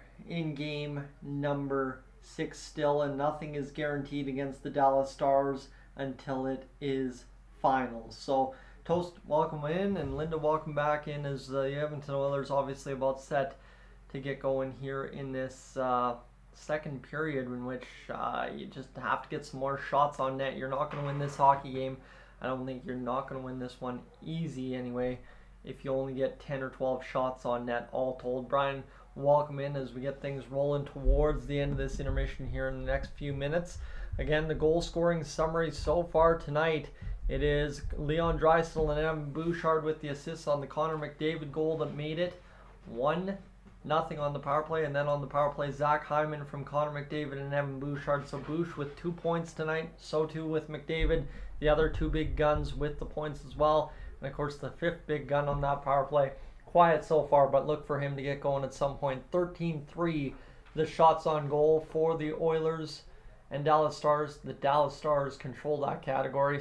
8-7 the hits, 13-3 the face-offs for Dallas. Wow, that's unreal.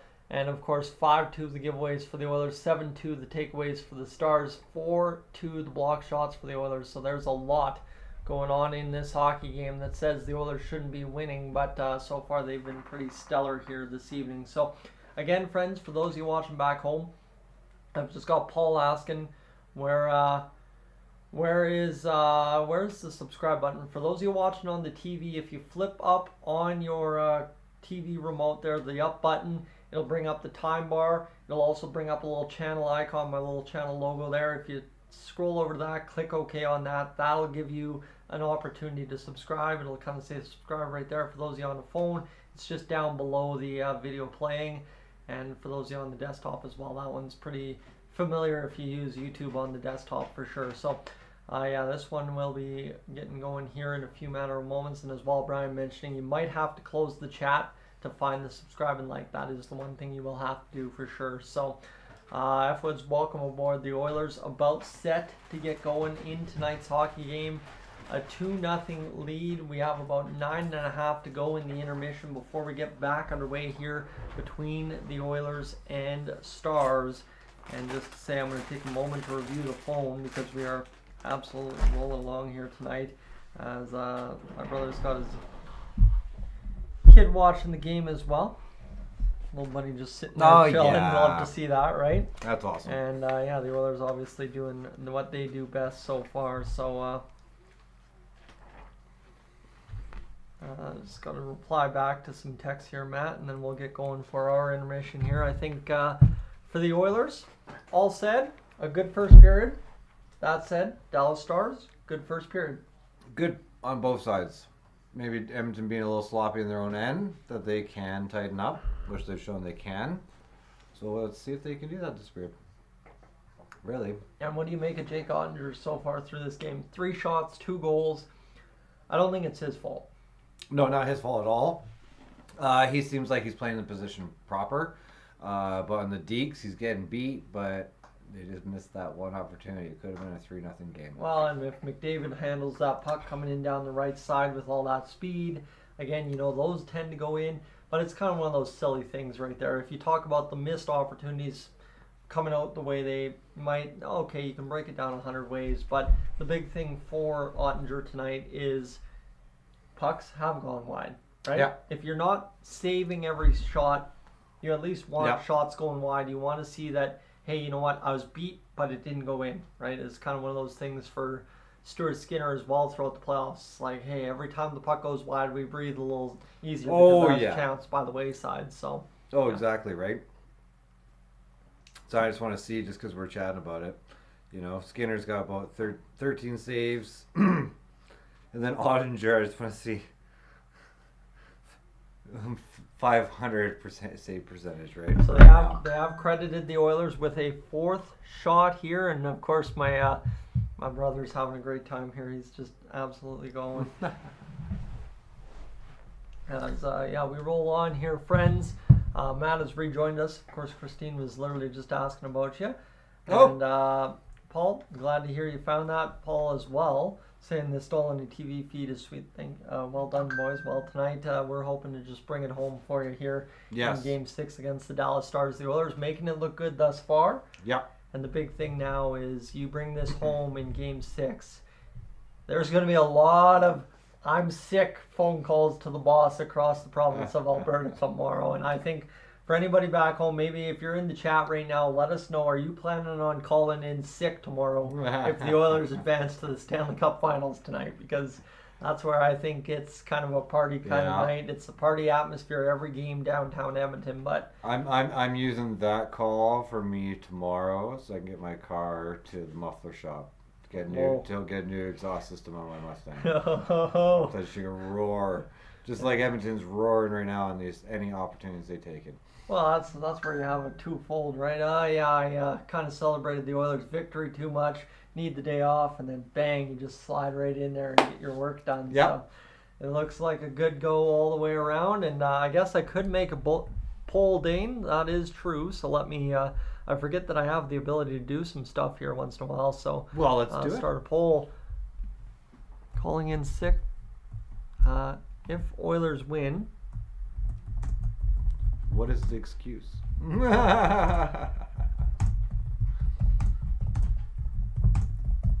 Holy.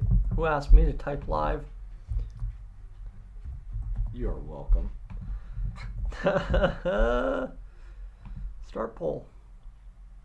That's going to alter the chat just right there. There we go. Good to go.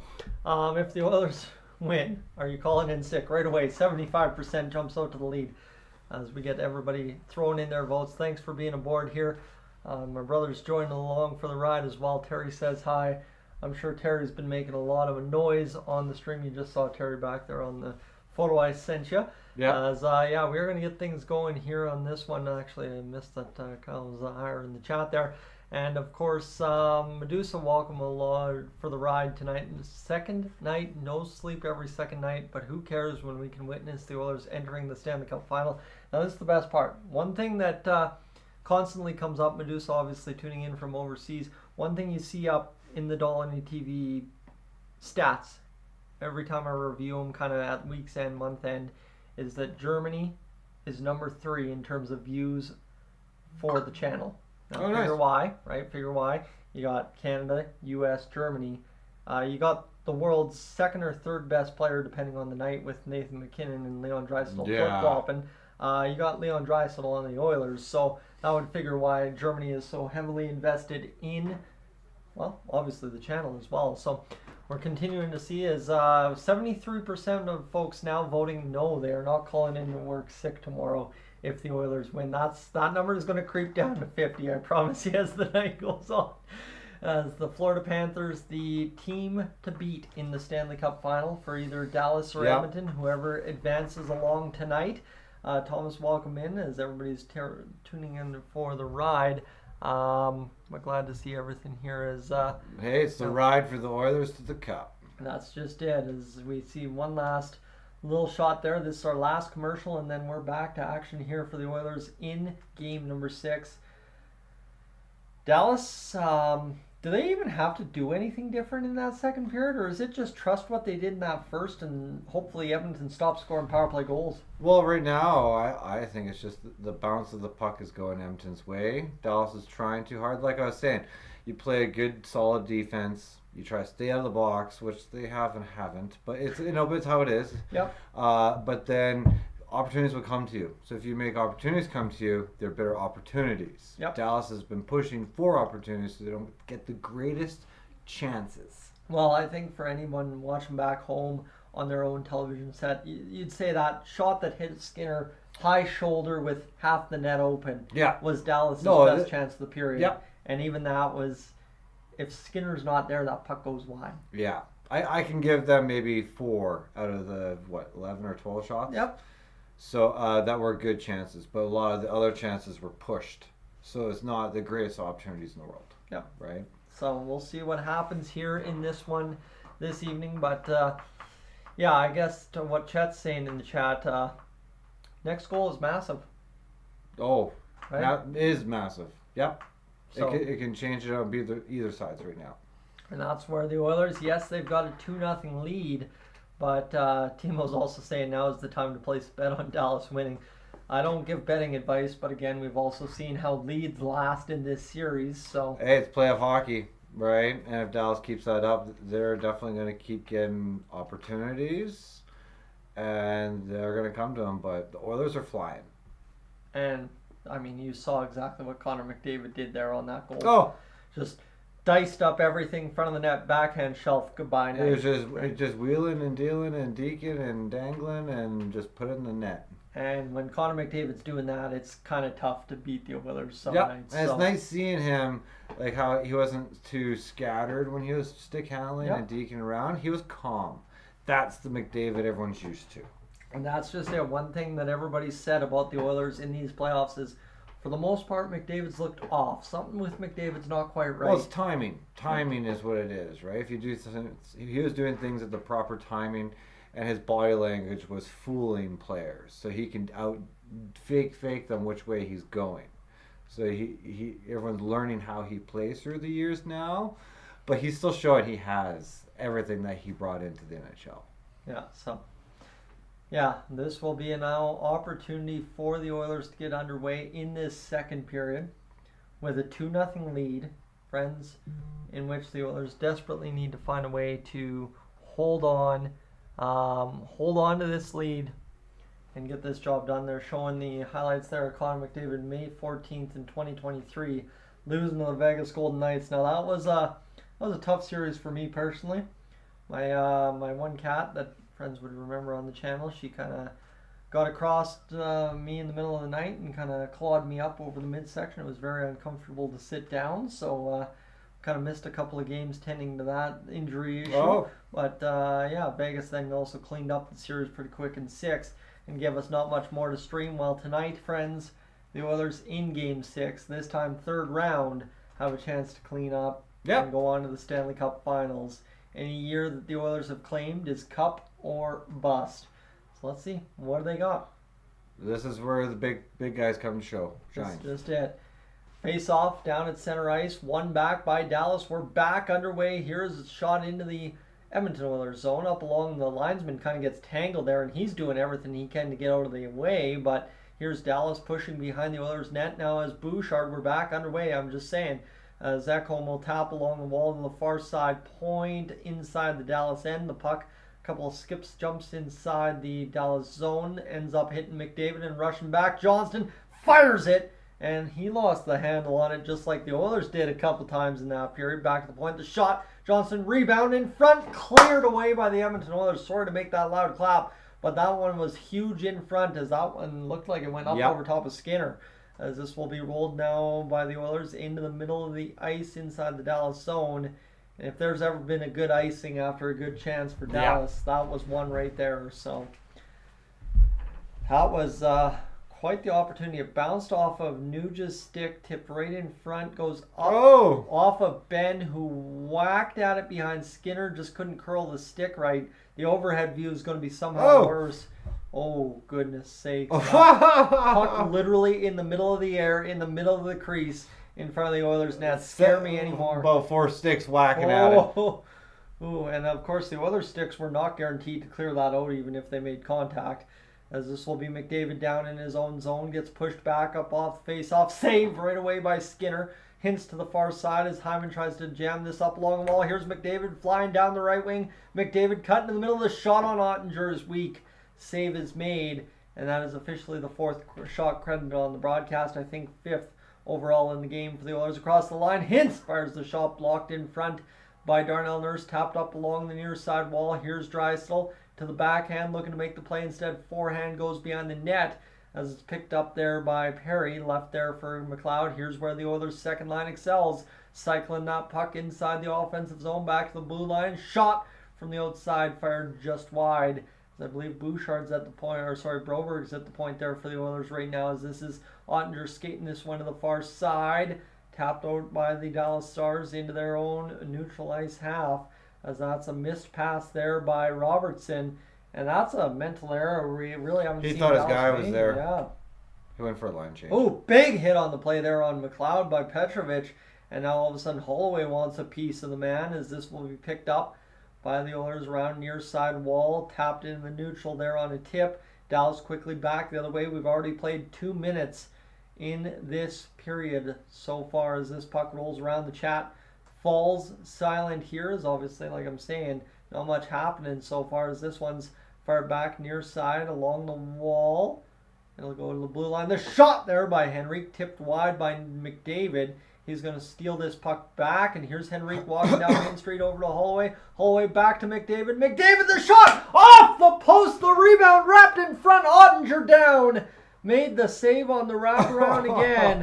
What a sequence there. McDavid had him dialed in and just couldn't beat him there, as this will be rolled up the near side. Broberg fires inside the Dallas zone. And what a sequence for the Oilers. That was every little pass went right, and McDavid's the man who receives the puck for a chance on net. This is Sim behind the Oilers net now, picked up along the wall. Ryan will cross-check his man in the boards more or less, but just kind of leaned on him with the stick as this one rolls to the far side. Shot from the outside by Dallas, goes wide of the net off a leg. Back behind it goes Matthias Ekholm, now there against Sam Steele. Picking up now Ceci along the wall against Maverick Bourque, who I think for the most part has been a non-factor in this hockey game after being inserted in the lineup. As Steele tries to wrap in front, Bourque behind the net, steals it away, kicked it out. And the Oilers defense good in front again. Pass to the middle there, cut off by Ryan off the end wall. Steele rolls around the net. He's looking to make the pass back to the blue line. Here's now Heiskanen looking to roll this one over to the far side. Shot down the right wing, right in front, blocked by everybody in front. Oh, yeah. And there you have it. 2 insane sequences back-to-back sides of the net here for the Oilers and the Dallas Stars to at least begin this first period of play. Oh, yeah. Well, and that's the thing. Dallas has been in Edmonton's zone a little bit longer this period, and Dallas is really coming on. This is going to be an absolute heck of a finish here. There's the little guy jumping around. You'll love to see it right there. So awesome. 16-16 to go in this second period, as Draisaitl will take the draw against Ben inside the Oilers zone. Scrambled up there by Draisaitl backwards, but we're going to have a face-off violation. Perry quickly surmises that he might be coming into the face-off dot here, and somebody just said sign my jersey behind Chris Knobloch there, but Kane has returned to the bench. That's good news. That's good to hear. As this will come back now for Darnell Nurse. Nurse up along the near side wall. McLeod fires into the Dallas end. Ottinger off the end wall. The Oilers first ones to it as Draisaitl gets the turnover. Perry in behind, passing in front, loading up the shot. Nice fake by Kulak. Now with the puck back at the blue line. The shot through traffic, tipped there by Perry. What a heck of a tip by Perry, in fact. And this one will come back now the other way into the neutral zone. Fired back down low. Skinner out to play it. He will leave it there along the near side. The Oilers come to it first as McLeod chips it back behind the net. And this one will be picked up. Back across now to the far side. Draisaitl rolling along the wall. Draisaitl backhands down deep for Hyman. As this one goes back to the near side. Pavelski fires in front to the far side. Tapped off a stick there.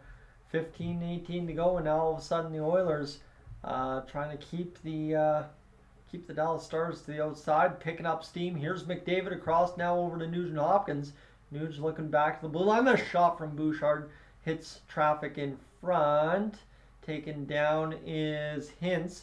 Back the other way, Tanev across the line now for Pavelski. Tapped off a skate of the Oilers again, loading up. Here's McDavid down the right wing inside the Dallas Stars zone, cut into the middle. McDavid with all kinds of passing lanes. Hyman to the front of the net, just fired that up off the shoulder of Ottinger. 14:42 to go in this one as the puck's near side, as this will be fired to the far side now. and then received back by Marchment. Tapped past Broberg. Broberg calmly, astutely with that puck, fires it up along the far side wall. Tapped into the neutral zone by the Oilers. As this one will come back now for Seguin off the end wall. This is where the nerves are starting to settle back in, Matt. Yeah. As here's Nugent Hopkins through the middle over to Henrique. Henrique comes back around behind the net as Heiskanen goes to the far side. Picked up by Dallas. Almost turned it over in front. Thankfully, that's Connor Brown and not Connor McDavid, because that would have been back of the net for Dallas if Connor McDavid was in front. As down the wing, Harley skating with that. So that was a good opportunity there, as this will be Heiskanen. The shot, save made, rebound in front, and Skinner will be down on top of that puck with Dallas's 15th shot of the game. Stu Skinner makes the save right there. So no, Skinner's playing nice and solid tonight, but Dallas is just coming on. They're not stopping. Like I said, they're not gonna stop. Oh. This is who they are. So I told you that poll would creep back down towards 50 for the nose. How about 59 now on the nose side of the poll? 111 votes so far, 41% yes, 59% no. We'll end that poll after the end of the second period. A couple of people said no. You know they're not going. That's just it. Yeah, you're talking about having a really good day here, and then all of a sudden you have a couple of drinks and suddenly you're not going to work. And whether that's planned tonight or has to happen tomorrow morning, that's the difference right there. So it is what it is. The Oilers desperately need to get a chance going here in this second period to really maybe score a 5-on-5. The chances are coming without them really trying. They're just happening, and that's what you want. And they give you the better opportunities. It's true.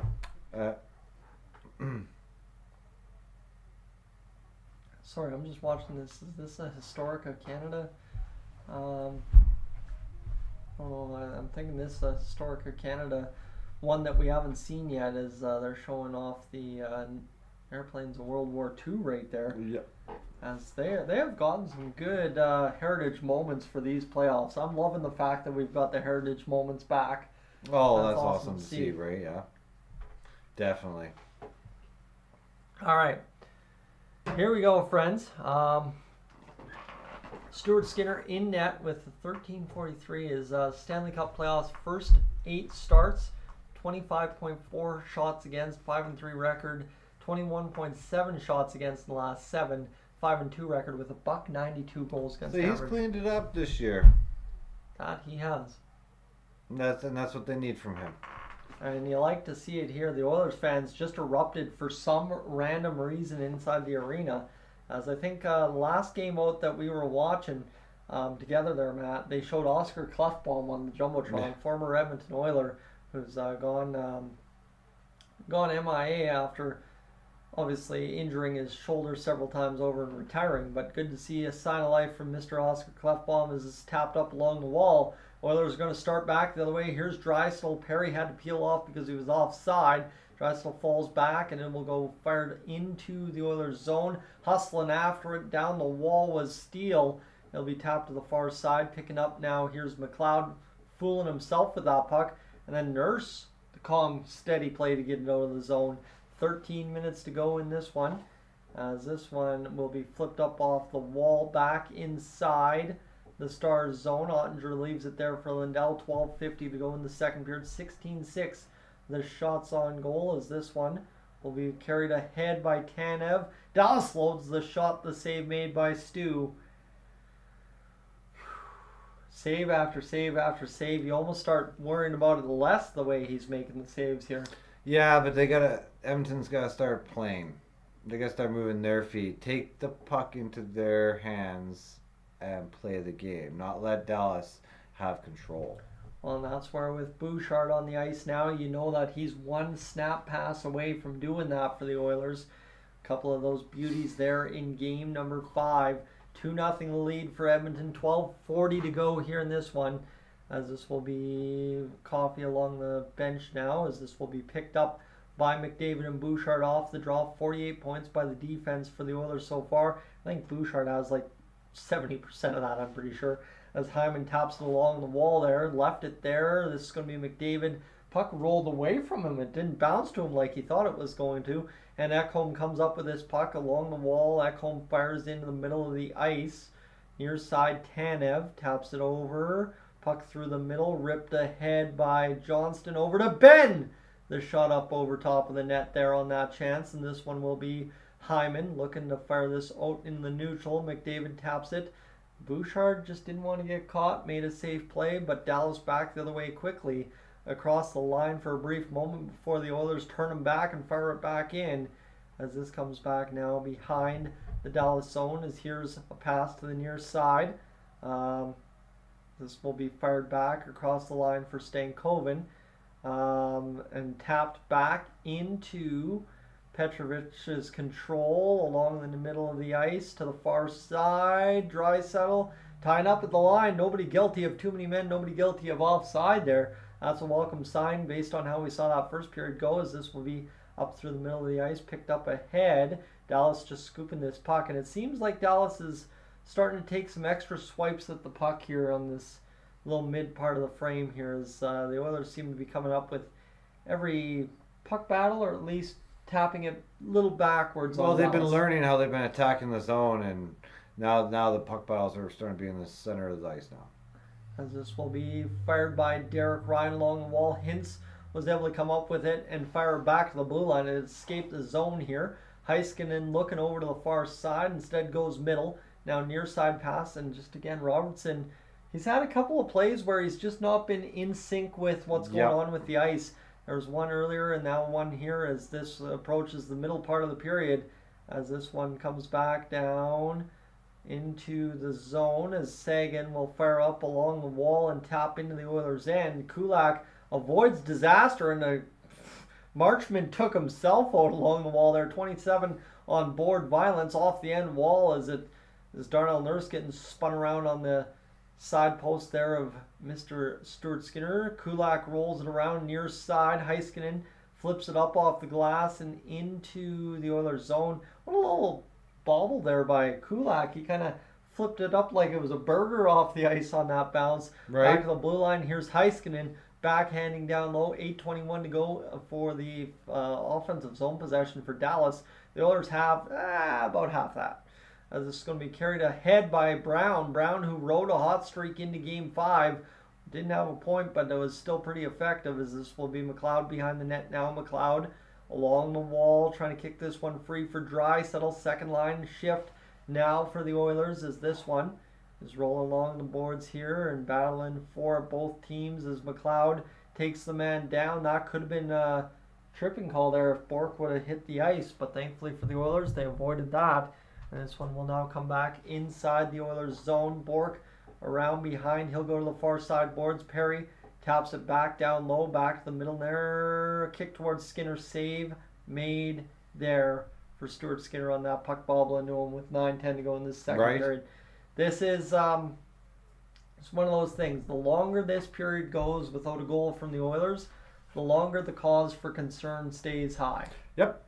And I mean, not saying the 3-goal lead is safe by any means, but it's just, it seems to be one of those things here tonight. The longer the Oilers play with the lead, the better off they are.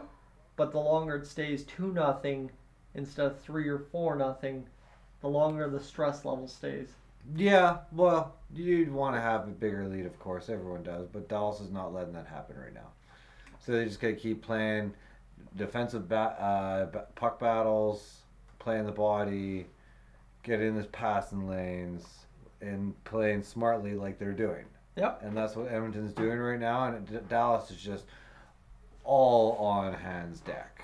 They're all in. Wow, they have to be, because if they're not, they're going home. This is their Game 7. They want to go golfing. They want to go to the Cup. Yep, that's where it is. As here we go, friends.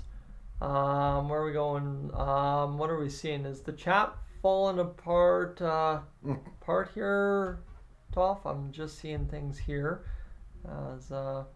Yeah, friends, definitely keep the chat respectful. Like we're rolling along here tonight. Everything should be good to go. But yeah, that's obviously been a good series thus far. No reason to get too uppity at all. I know Nate's making fun of the Oilers and all, but hey, biggest thing is Nate's here watching. Nate's here watching the show, being here along for the ride. I'm not defending him. I'm just saying, at the end of the day, he's counting towards those watch time numbers that we all try to hit that 1,000 for. So I'll take that every day of the year as long as he's not going offside, which I think is what Toff is getting to. And of course, Toff throwing out the reminder. Politics, that's the no-go. Personal attacks, stuff like that, that's the other no-go. But obviously tonight, the big no-go is blowing the lead. 100%. They're actually talking about that on the broadcast right now. I just saw that and I'm like, oh, actually I can kind of transition this beautifully. So here we go, friends. Right now, if we go 7077 times 4.1, we are now at 483 hours watched on the stream. So thank you again for being along for the ride tonight. As this one's fired in behind the net to the near side. As this will be near side battling, picked up by McLeod. McLeod will fire along the boards into the zone for Dallas. They will roll along to the far side, picked up now by Heiskanen across the Oilers line, as Skinner thought he was going to go out there and play that puck. I wouldn't have wanted him to do that, and thankfully he didn't, as this will come back to the near side, battling along the boards, both teams tying up. The Oilers trying to rip this one out. Terrible play by Ryan McLeod right there, but the Oilers thankfully avoid that one, as this will be back to the high point. Shot by Heiskanen, goes wide of the net, near side, picked up by McLeod. McLeod will be fired back into the Dallas zone. This game's very much so Dallas right now. Well, Edmonton's only playing dump it out, get it out. Yeah, pretty and much. That's not good. As this is now 34-15, the shot attempts for the Dallas Stars. Here's a primo one that never ended up happening as they come back to the middle of the ice. The shot off the goal post. Whoo. That one was a little bit of a good chance right there, as this will be picked up along the wall, fired back inside the Dallas zone. Hustling after it is Zach Hyman, trying to avoid the icing. I guess they said he didn't have him at the hash mark, so I guess that is. But, yeah, it is where we are. Daniel, Ken, welcome aboard. Thanks for being along for the ride. But a bad turnover there for Nuge, and then he was able to thankfully poke it back. Right off the bar. Was that off the bar? Oh, yeah. Oh. That was a big old ting. Oh. But Skinner had him. Yep. Skinner just missed it. Well, that's one of those saves. I'm glad, you know what, if Skinner had him, I'm glad Skinner didn't have to make the save, because you don't know what the ramifications the other way would have been if he did make the save. So I'll take the ping off the bar and the outcome that we got. 7:38 to go in this first period, as this will be fired on the draw here for both Duchesne and McDavid. This will continue to just wait this out. Marchment now comes in for the draw. 7:38 to go. The face-off, one back by Dallas. The Oilers immediately stole it, though. Here comes Hyman, still with the legs to get going on this icing call, as it's down inside the Dallas zone. Thankfully, a dump into the Stars zone doesn't immediately come out. Here's McDavid. Nah, just kidding. It immediately came out, as McDavid will load up here and get to the attack. He'll stroll around to the far side, past the neutral zone there by the Oilers. All of a sudden, I've got a mustache hair twisted the wrong way. And a big hit there by, I think, Dylan Holloway kind of got the attack started back the other way for the Dallas Stars. As this will be back to the point now. Petrovic loading up the opportunity to the far side. Here's a pass there by Henrique. We'll tap up off glass. Hey, go! Oh, to play, as I felt that one loading. But yes, friends, the Oilers, not such a good second period here tonight, but better effort much needed here in this one. They're sadly playing the dump, let's kill the clock. And this is too early. It's yeah, that's a little bit... I would have been hunting a little bit this period, but yeah. Hey, third period all season has been the Oilers' best period, so maybe, just maybe. Face off, one back. Nurse along the end wall will pick this one up with 6:53 to go in the second period of play. Flipped up through the neutral zone, picked up by Dallas as they will rush back the other way, 2-on-2, jumping in the rush, the shot. Save made as Bork fired a shot towards the net. Nice little confidence there from the youngster, getting the 18th shot of the game, but Stuart Skinner is locked in right now, making saves after save after save in this second period. Recorded 3+ goals in every home game this season. What? Is that a legit stat? Is that a legit stat in the playoffs? The Oilers have scored 3+ goals every game. That's awesome. As we'll see where this goes. This will come back to the point now. Heiskanen over to Johnston. The shot off the... Did that go off the post through Skinner's wickets? Yep. Oh my goodness. As this goes to the far side corner. Shot fired back in front by Dallas. Instead, it's going to be peeled away by the Oilers along the wall. And this one will be fired back now for Lindell. Lindell behind the net. Tapped along the near side wall. Nurse battling for it. Will fire back down inside the Ottinger stick area as he plays this up along the wall now for Ben. Ben will go to the far side boards. Tap there. And now Kulak comes back into it in the Oilers zone. 6:03 to go here in this second period. The Oilers tip it into the zone. Heiskanen across the line, gets it over to the far side. Stolen away there by Kulak. Skinner. Oh man, that guy just wants to touch the puck all night. Shot fired towards the net. Save made by Skinner. Tripped the man behind the net. Now it comes back near side for Tanev. Over to the far side. Picked up the shot from the point again. Steered away by Skinner. As Dallas just piling shot after shot after shot here. As this one's tapped right in front. Puck was missed by Hintz. Loading back the other way. Drysdale now going into the Stars zone. Ducking and dodging and past Harley. As this one comes back to the near side. And it's worked out by Dallas. Tanev through the neutral zone. 5:17 to go here. As here's now Robertson getting the puck stolen away from him. And that will be fired back inside the Oilers zone as Ekholm behind the net now will look behind the net. Over to Bouchard. Bouchard near side for McDavid, tipping it in. 4:58 as Hometown jumps into the chat. As this one will be rolled up now by Heiskanen. Heiskanen along the boards will roll across into the Oilers end. Backhand towards the net, goes off the end wall. 4:40 to go here in this second period. And this is where the nerves really set in. You know the Oilers, you know them late. As here comes the attack back the other way now for McDavid. McDavid back to the blue line. Bouchard rips the shot. It's steered away by Ottinger. And the Stars again tap out of the Oilers zone.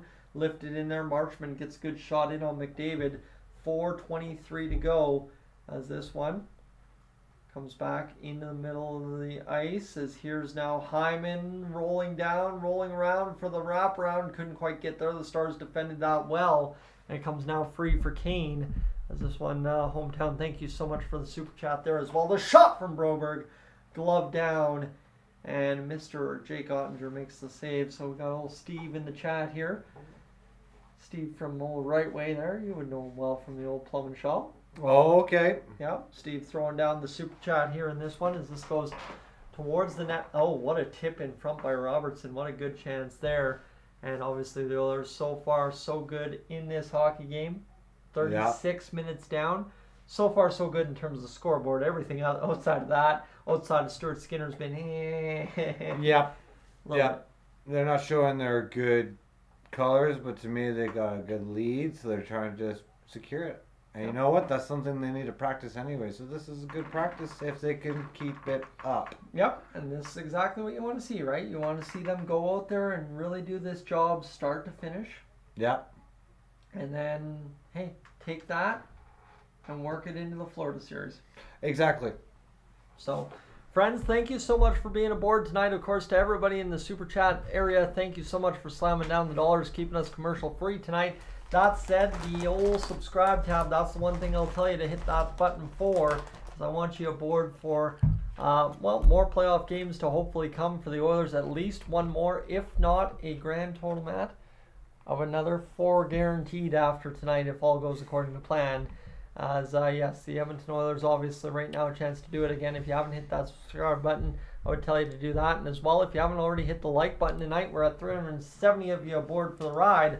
130 likes on the stream, so definitely make sure to do that. And let's get wild towards the end here this evening as the Oilers and Stars bring home this series. And of course, you dropped the chips. I just like the reaction on your face for that one. As we go here, friends, now to 529 hours watched on the stream. So thank you so much for being aboard here this evening and hanging out with us this evening. Rout, welcome aboard. Chris, welcome in. And this is now an opportunity for the Oilers to get going in this hockey game's final few moments of the second period. Somebody's got the old 06 Oilers jersey in behind them. Yeah. There's this sack home over to the far side. The shot down low for Bouchard. Up off the glass, up out of play. 3:57 to go in the second period. 2-0 the lead for the Oilers. Good old Stevie. Yeah. There you have it. I figured it would be happening at some point, as this will be 42 shot attempts now for the Dallas Stars, 18 for the Oilers. Looks like Leon Draisaitl took a stick up off the eye there at some point, as this will be a face-off now for McDavid. He'll gun this one up off the draw, into possession off the boards as this goes near side for Ekholm. Shot fired towards the net. I don't think that can even count as a shot attempt. There's one from Bouchard. Bounces in from rebound. Hyman wraparound ability to the front of the net. Put it onto the stick of a Dallas Star. Down the ice it goes. Icing against the Stars. Wow. Hyman is on his game. Yep. Just no lucky bounces there. That's all. No one in the right spots where they needed it. What a shot there by McDavid, and then Harley the kick save at the side of the net, and Bouchard started it all. As that's again, it actually hit off of Hyman's skates to start that all off. Yeah. Normally those ones go in for Hyman off. Right. Right back to the front is here's Henrique winning the draw back. The Stars though start back the other way 2-on-2. And I really like to see how the Oilers have defended as Stankoven just got turned around here. That was a violent collision along the boards. Kind of both guys slamming in. Stankoven's without his glove as he tries to circle to pick it up. And the Oilers will start back the other way, chipping off glass as this one is flipped out into the neutral zone off a failed pass. And the Oilers will just slam this one back inside Stars territory. Holloway leaves it there for Kane, who of course went down the tunnel. He's back out there on the ice, battling in this second period. 3 minutes to go in this second all told. What is that? A grand total of 180 seconds, I guess, the math on that. This goes over to the far side. Ceci leaves it now near side, picking it up. Broberg will fire up off the boards, and that didn't end up clearing the zone too well as the Stars get right back across the line. And this is where the Oilers are just in hang on for dear life and shut it down mode. 2:36 to go. Puck goes into the bench. And I mean, hey, credit to the Oilers. They're getting outshot 20-8, and they lead this game 2-0. Well, they're just playing defense right now and just clearing the puck. And you know what?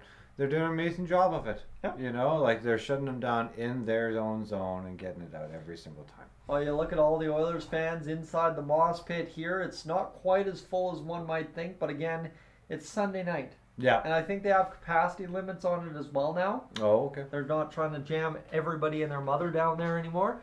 As it goes 2:36, the Lions people are talking things over here. As 2:36 to go in the second period, the linesman blew the whistle, so we're good to go. As Draisaitl will take the face off inside the Dallas Stars zone. 8-5, the shots on goal for Dallas in this one. As the second period at least, as this will be a face-off now. One back by the Oilers. Up the right or left wing, McDavid got a touch across center. That's a huge save right there for the Oilers. This will be fired back to the point, and the Oilers, I think that was too many men there on the ice for a brief moment. I'm not sure what the rulings on too many men are, so again, I always think it is when it's not, and it is when I don't think it is.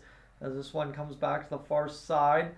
Through the middle now, loading up. Here's Nurse firing up off the end wall as Bork turns the puck over for Janmark. Back to Nurse.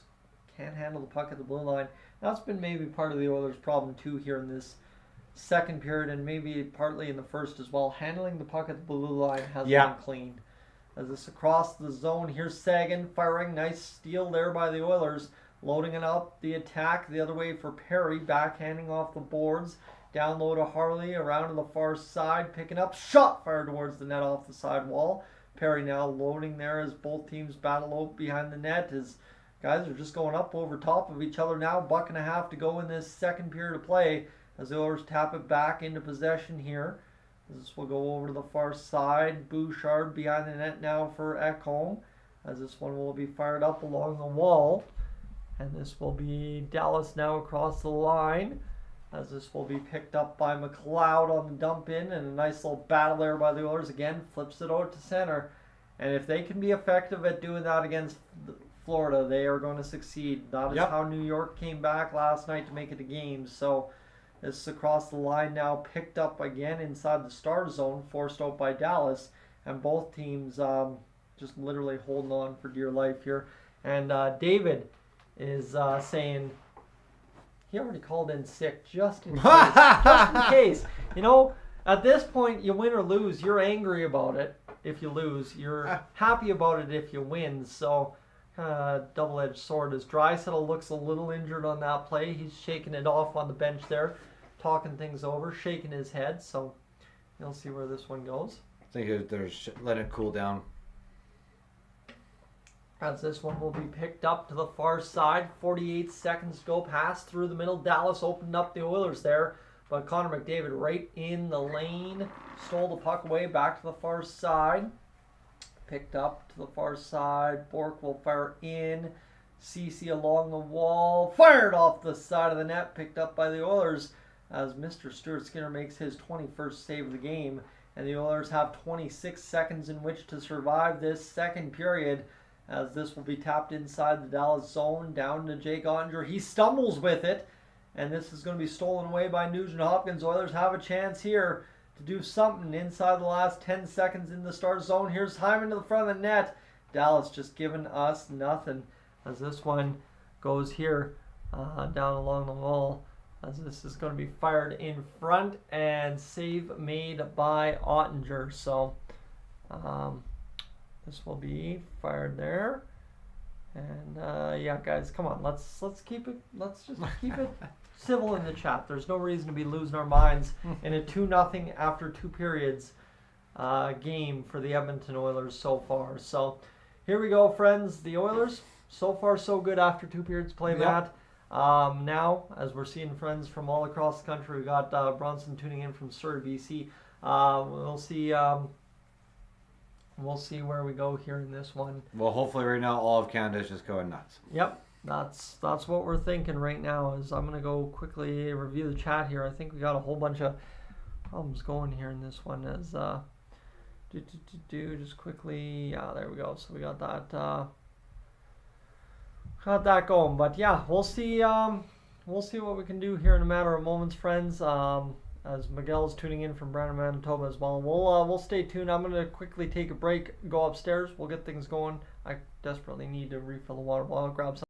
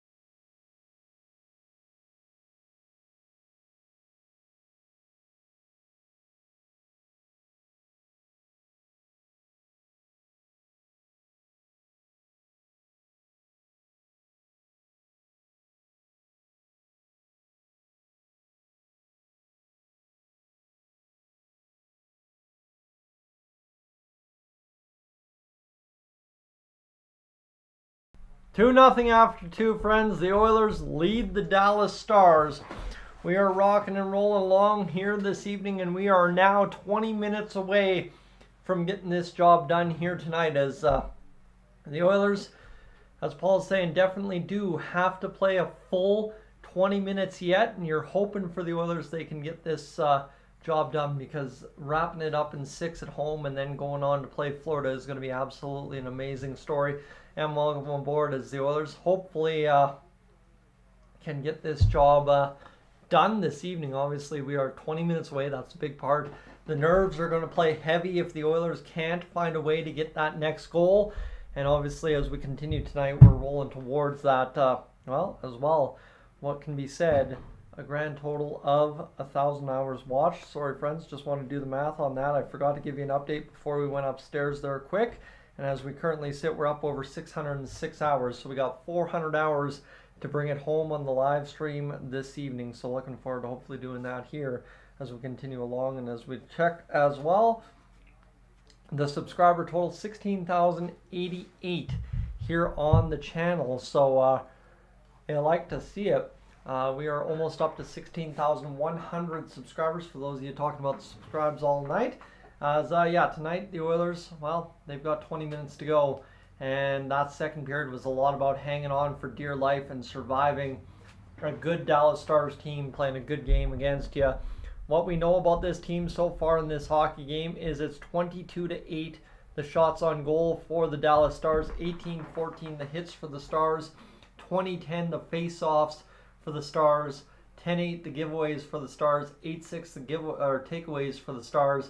The only thing, the Oilers are outdoing the Stars in category. I guess giveaway is a good thing if you're not leading. But block shots, 9-6. That's the only category the Oilers are leading this hockey game in. Oh, wait. The power plays, 2 for 2 as opposed to 0 for 2 as well. My apologies. Connor McDavid from Leon Draisaitl and Evan Bouchard. That was your first goal of the game. It was a pretty special one. Go find the highlights. Go to sportsnet.ca. Find the highlights of that first goal, because that was Connor McDavid at his peak. Let me tell you right there. You knew it was going to be a big game from Connor, and if that one stands up, oh boy, that's beautiful. Zach Hyman gets the second goal from McDavid and Bouchard, so obviously as well, Mr. Connor McDavid and Evan Bouchard have two points each tonight. So, Danny, welcome aboard. We got to get this going here in this third period in a matter of a few moments' time, friends. It's just about itching and getting towards it here in this one, because we are rolling on towards tonight's hockey game, and of course we're rolling on towards 10,000 views this evening as well. We're up at 8291 on the stream so far this evening, peaking out at 392 people aboard here this evening. So I have a feeling we're going to cross about 500, 600 by the end of tonight's hockey game. One might summarize as we go along here. As here we have it. Adrian, welcome in as well, as we continue to see everybody join along for the ride here tonight, as we've seen some hard hits in this hockey game. We've seen some heavy collisions and also some really good pocket picks there by Darnell Nurse in this hockey game. They're showing some good highlights, and I like that everybody in the media, everybody as fans, tried to run Darnell Nurse out of the town, out of the city in this series, as he's really taken that to heart and stepped up here and showing why, hey, he's paid $9.25 million. He's a great defender when he wants to be, and in this series he's starting to show it game by game. But the problem is you need to close it out in game 6, or else all that good work over the past 3 games goes out the door just like that. So here's Elliot Friedman and David Amber on the desk right now talking things over. It's crazy just how much older we're all getting at this point. Obviously, Friedman and David Amber have been together on Hockey Night in Canada and on Sportsnet for several years now, but it's all starting to come together for maybe Canada in this season, hopefully. Everything we've waited for all this time. So, Scott, welcome in, and looks like Dallas made a few adjustments in that second period. Steve's saying, well, I'll tell you that. We'll see what happens. And also, Steve R., we missed you in the chat there earlier, but thanks for being aboard. But yeah, we're gonna see where we go in this third period of play. We got 9.5 to go, and I'm gonna quickly run upstairs and grab my water bottle. Of course, Matt's just hanging out down here, so if you want to go back on stream, can, but you need a moment, Matt, you're all good. And we're back. Well, game 6, right? We got 9 minutes left to start the third period.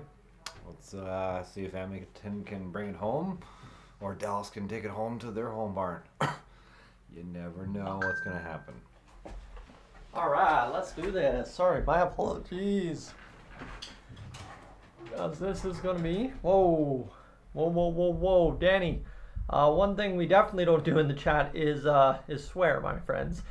We try to keep it an all kids show. And, oh boy, Tim throwing shade at me right now, and I like it. Tim's definitely giving me the years. Oh, I love it. Tim's saying, hey, for those people that have doubted Stuart Skinner, 20 minutes is about to maybe prove why. It was a little too early to do so. Yep. Well, you know what? They still got another 20 left, right? So they gotta play strong, keep doing what they're doing, but I think they need a little more offense time. Well, if the Oilers... Oh, hold on. We got Alberta goalies to win the Stanley Cup. Grant Fuhr, Mike Vernon, Chris Osgood, Bill Ranford, Cam Ward, Frank McCool, Bobby Taylor, Doug Sotart, Aiden Hill, and Logan Thompson. Yeah. That's a who's who. Right. Of Alberta goalies right there. Obviously, Aiden Hill Yeah. and Logan Thompson winning it last year in the Stanley Cup final with the Vegas Golden Knights. As they all have the anti-cup jinx on their team, Corey Perry. This is something maybe we can talk about, right? Mr. Corey Perry's not won a cup in a lot of years. Not since Anaheim, from way, way back. But you know what? He's been there. He's been with those teams. So he's bringing that experience to Edmonton. Right? And I don't think it's a curse. I think it's just meant to be where he's going to get it. Well, and given the years he's had, right, given the fact that he landed in Edmonton, a team that has a strong chance to win the Stanley Cup, that was how it was going to play out the whole way. It almost seems like it might be unspoken a last ride for Corey Perry. You never know. You know, he's tough. He's tough, and he's still willing to play. And that was kind of the idea of signing with the Chicago Blackhawks, was he could get paid. He could go make his money, at least play a bigger role, and then get traded at the deadline for whatever, a quarter retained. That obviously didn't happen, but get traded and then ultimately just be a throw-in player for another team. Oh, yeah. And away he goes, right? Well, everybody wants a guy like him on the ice. Oh, absolutely. And I mean, for the Oilers, when you're scratching Corey Perry in the playoffs, that just goes to show, A, how much confidence the coach has in his players, but also how deep the Oilers have gone. Corey Perry would have been a top-line player just 2-3 years ago for the Oilers. Oh, 100%. So, yeah. Unbelievable development here for the Oilers. And we're going to see where this all takes us tonight, as we're just about to get back underway here in tonight's hockey game. One last commercial break after this one. Then we'll be ready to rock and roll. But, Corey Perry is a storyline. I think a guy like Evander Kane, who... Again, another second chance kind of guy in Edmonton. Has had a very up and down year, a very tough, challenging past 2 years after the wrist cut. And he's been a contributing factor for the Oilers in these playoffs. Not to the extent that maybe a Draisaitl, Hyman, Nugent-Hopkins, McDavid, Bouchard have been. But he's still been a guy that's scored a couple key goals for the Oilers. I think we were talking about Darnell Nurse a moment ago, a guy who is always challenged to be better. And, hey, you know what? Despite how bad at times he's been, or at how good he's been at times, the Oilers are 20 minutes away. That's the big thing. I don't want to say they're going to the Cup final, but they're 20 minutes away. And 2 goals... to decide this. Yeah, exactly. To decide if they're going to the Stanley Cup final 100%. In 2024. Now, yes, they have another shot if they don't, but correct me if I'm wrong. It just seems crazy to think the team that has... over the hills, Corey Perry, problematic Evander Kane, worst contract in the NHL, Darnell Nurse, and shaky Stuart Skinner. How they could ever, in a million years, despite Connor McDavid and Leon Draisaitl, be 20 minutes away from possibly the Stanley Cup Finals. Well, again, how I used to talk a couple games ago, it was all about the coaching change, right? It's a different plot. Last year, they were playing a lot of run and gun games over 6-5, 6-4, and they have the nucleus to do that. They showed that last year. But with the coaching changes, I love it. You have the nucleus, but they have a more composed game about them now. And that's I think the biggest thing is the experience, the coaching, and obviously too the structure in which, like you're saying, right, how they're playing is just so vastly different. Like if you're an Oilers fan and you've been here on Dolynny TV, watching Dolynny TV live streams since 2018, 19, I can name a few here. I know Tim's in the background. Ace, I know you've been along for the ride. I know there's Jack, you've been along for pretty much a lot of the ride. Northern Farm Girl's been along for a lot of the ride. There's too many of you in the chat to truly name who have been along for the ride for a long while now that know this is not the team that we've watched for the past 5 years building towards this moment. Exactly. This team only started happening that first 8-game win streak this year when Chris Knobloch took over. Yeah, with Paul Coffey as a backup defensive coach. Yep. And obviously I think too, I believe it's Mark Stewart. I always confuse him and Brad, but I believe it's Mark Stewart running the penalty kill for the Oilers. Yeah. So they decided to split that responsibility. Stewart had some opinion on it with Dave Manson, but I think Manson was mostly running it. But now you've got Mark Stewart running this incredible 4-man interchangeable unit that has, I guess a combined 10, 11 guys, depending who's on the box, that just put in work. Like we have never seen the Oilers kill penalties since the days of Horkoff, the days of Jason Smith, right? Since those guys left town, we have not seen the Oilers do what they're doing on this penalty kill. Exactly. Right? But you have to look at it too. All those changes, and they had Campbell. Yep. So then they went through that change, and how Edmonton picked up Pickard's all right. He brought a different surrounding to the team, and Skinner ran with the number one position. Yep. And they ran with it, and they stuck with them, and they're still sticking with them. And so they could have went for a deal at the trade deadline and got a different goalie, whatever. But they're sticking with the guys that they have that got them here, and I love seeing that.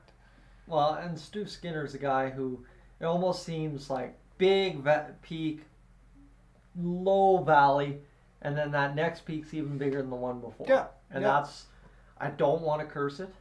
I just mean that it's been working for them. Yep. And not like 2 years ago in Minnesota, they took on Fleury.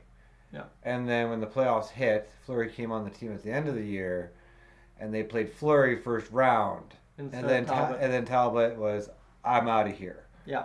So that's why I like that they use in Skinner, because that's who got them here. Yeah. That's who you use. Here we go. Mr. Doom's obviously saying he's been along for the ride for a while. Coyote Steve saying, Coyote Steve says we need an early third period goal. But sadly, it looks like they're playing 5-man D right now. So they'll only take opportunities when it comes their way. They're not going to risk any plays right now, sadly. All right, I want to go up the chat quickly here. Anything we've missed in here? Nothing else there, so let's do this here, friends.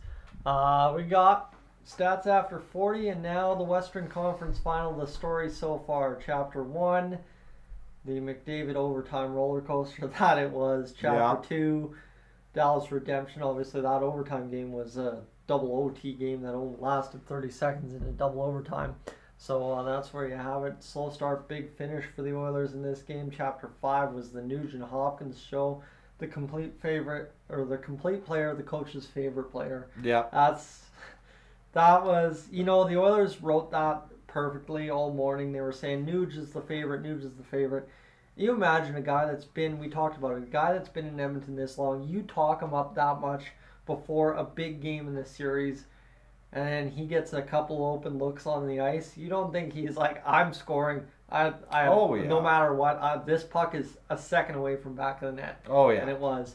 As this is a face-off, one off the draw by the Oilers into the Dallas Stars zone. Friends, we're underway here in the third period of play. It's all about, winding time off the clock, but also getting an early goal in this third period as the Stars race back the other way. Hintz steered away by Stuart Skinner. And this will be tapped back now for Connor McDavid. McDavid getting going down the ice to the far side, across now to the middle. The puck came off of McDavid's stick, but he couldn't tap it anywhere near danger, as the Oilers and Stars will tie up along the wall, as this will be fired now for near side. Lindell around in his own zone. 20 seconds already off the clock. The clock's frozen, by the way. The score clock is frozen.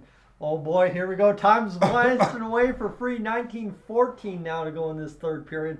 You'll love to see it as this one's up through the neutral zone. The Oilers pushing back the other way. Here comes Draisaitl in on the rush as he goes to the front of the net. Tapped off the side. McLeod, who's had a relatively ineffective game, but so too have the rest of the Oilers. Yeah. As this one comes back now, Stankoven will be across the line. The Stars are offside. Home run pass here for Draisaitl. He will cut behind the net now into the near side corner as Draisaitl leaves on for McLeod. He gets stapled against the referee and the boards as this comes bouncing into the middle of the ice. Bouchard, CC, whoever that is, was retreating and it's flipped back into the Oilers zone as Mr. Stuart Skinner comes out to play it, and here comes Philip Broberg, the smooth skating Swede, back the other way. You talk about losing Oscar Klefbom. That man will replace every bit of Klefbom here in a matter of a few years, as it's picked up now by Broberg on the icing call with 18:18 to go in this third period. I see you kind of breathing there, looking at this game. Yeah. They're still not giving you what you want to see. Oh no, they're at least digging and getting in the zone, circulating the puck. That's what I want to see, but just nervous when Dallas comes. They're coming. They're coming. It is hairy times as an Oilers fan right here, as this will be played ahead by Heiskanen into the far side boards, tapped in past CC by Marchment as it's picked up now by Derek Ryan to the near side boards. Oilers zone, and this is a nice little calm play by CC.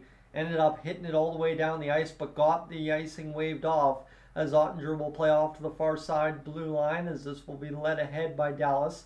Across the line now, Lindell, or is that Marchment? Marchment's pushing along the end wall as Ekholm kind of took battle there from the Dallas Stars, and here come the Oilers again back the other way, and it feels so much different saying here come the Oilers nowadays than it did maybe 10 years ago this time. Right. Oof, as this will be. This will be now an opportunity for the Oilers on the stoppage of play to get things going in this third period with 17:40 to go. Well, hey, at least they're moving their legs. They're circulating the puck. Dallas is trying, but they're shutting them down. All right, face off inside the Oilers zone. Tied up there, back to the blue line. Harley fires the shot through traffic. Stuart Skinner on. That was a tip. That was his hardest save of the game. That was a tip. That was unbelievable that Skinner was able to swallow that up right there like that. I thought for sure just the reaction he had, I'm like, wait, did that beat him? And what a tip it was in front. I mean, did you see that? That was the old stick slammer of a tip. Yeah. Slam that and try and get the bounce, and the Dallas Stars almost did, winning the face-off again. They've won a lot of face-offs up over top of the net by Pavelski that time. And in behind the net now, the Stars fire back to the blue line as this will come back. Shot fired, save made by Skinner again as the Oilers continue to line up save after save after save. There's a Dallas Stars player down. Pavelski was looking at the referee for a call, realized none was coming, got back in the battle. Bouchard gave him a good shot for his measure. As this Harley now picking up to the far side. The shot by Tanev blocked. What a sell there by Nugent Hopkins on that block. Just an absolute make sure it got down as it's fired back to the near side. Battling off the wall, Hintz back into the middle of the ice. Nugent Hopkins directs it down into the Stars territory. It does not have enough for icing. The Oilers clear it out. This will be picked up, and the Oilers fans are trying to bring this one home. This may be a little reminiscent of that finish there against Anaheim, and I believe it was San Jose in 06. Kind of how those games round now, and as this fired up off the wall, picked up there by Nurse. Nurse will backhand, try and get it out of the zone. It'll be led ahead now by Dylan Holloway up off the end wall as Ottinger plays it to the far side. Battling, picked up Dallas. We'll look now in the middle of the ice. That one's going to be carried now by Kulak. Kulak looking over to the near side for Holloway. Holloway fires it in down to Ottinger. 16:06 to go in this third period of play. Puck's played to the far side. Heiskanen up the far side wall. Pass to the middle now as this will be lifted in. Broberg along the end wall. Battled there by Dallas. Taken in by Ben. The Oilers collapse 4 behind the goal line. come up with the puck, at least forcing it to the far side boards, though a scramble, and that's how loud it is in Edmonton. Chris Tanev just missed a simple pass at the blue line. I've got the volume on literally setting number 2, and I can hear Oilers fans roaring inside Rogers Place right now. We're only about 5 minutes away until they start standing up to bring this one home. The puck's fired out into the crowd, and the referees are talking this one over. I don't think that's going to be a puck over the glass. Cece's talking things. I think the referees might be conferring here to figure this out with the linesman, and the puck's handed off, and everybody's trying to talk this over. Cece, is he going to the box? He is not. He is not. Draisaitl backhanded this. Oh no, that is straight out of play. That's straight out of play from Draisaitl. So we will have a stoppage in play for a penalty right here against the Oilers as Draisaitl backhand lifted that one right up out of play. Referees have got to confer about this, but they're trying to get Perry and everybody out. As Perry's just standing there trying to get the inside information as everybody's talking things over. And of course, this has to be a conclusive agreement between the fans here.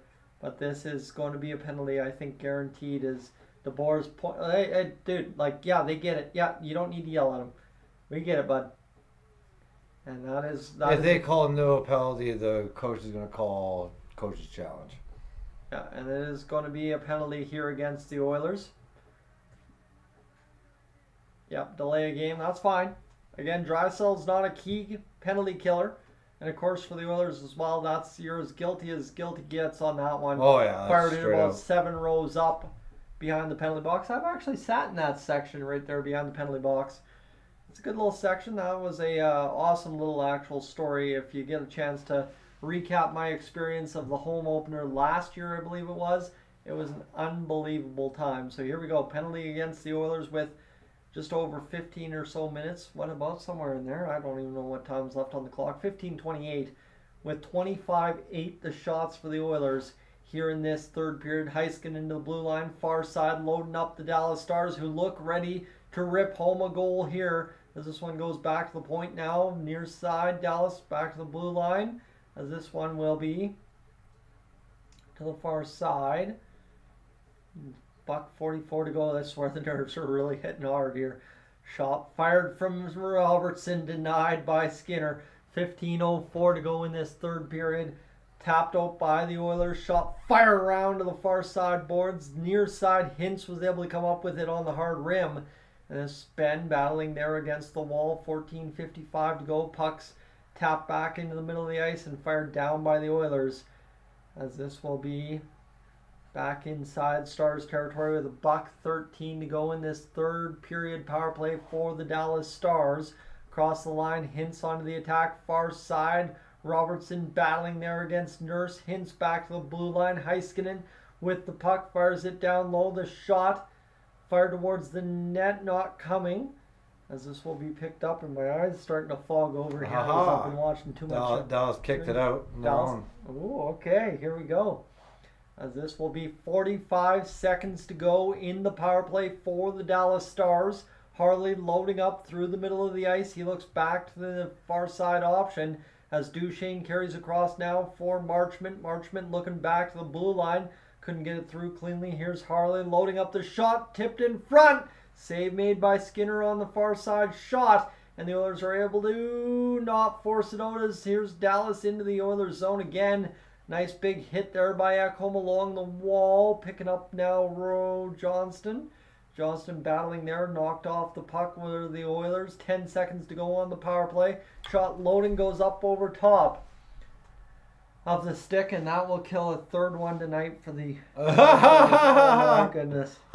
I don't know if I can handle another penalty kill here as Oilers fans are on their feet for the penalty killing effort here. Shot fired, save made by Stuart Skinner with 13:17 to go. Puck along the wall. Tapping out there. Hyman battling. Couldn't get it cleanly through the neutral. Lindell taps it back in. We got 13 minutes to go in this third period of play, friends, as we look to bring this one home. Shot is blocked in front. Scrambled down. Stuart Skinner picks it up. And look at the love for Skinner Yeah. by both defensemen right there. And the crowd standing for his save. Absolutely unbelievable. Someone's taking a timeout now too. Smart call. This has been unbelievable so far. And look at that. Darnell Nurse blocking it off the inside thigh. We're going to the commercial break. Friends, thank you so much for being aboard tonight. What I do want to tell you is make sure to hit that subscribe button here on the channel. Matt's wiping the eyes. It's that kind of game. Yeah. Oh boy. Make sure to hit that subscribe button no matter what, whether it be Game 7 against Dallas or Game 1 against Florida. We got more Oilers hockey here on Dolynny TV coming up. I don't know if I'm actually legally allowed to say what I just said. I actually don't know. I don't know what the ramifications of that are, but we'll ask forgiveness either. But for the Oilers, or later, sorry.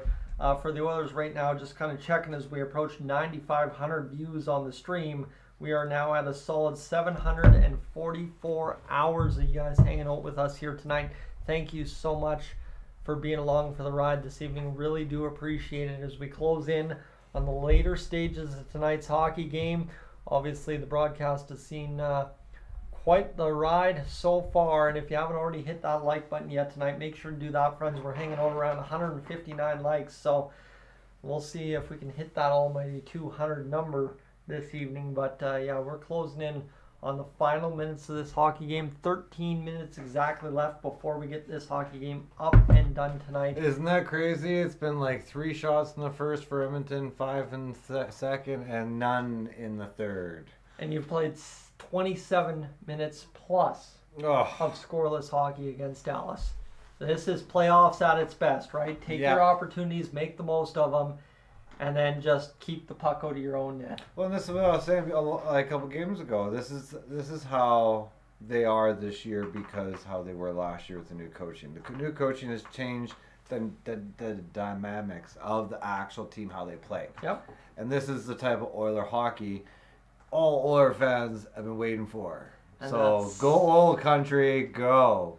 Well, here we go. Face off inside the Oilers zone. It's flipped out into the neutral as this will be fired back in the neutral again. I don't know where that puck ended up going. As here's Hyman trying to battle this one inside the Dallas Stars zone.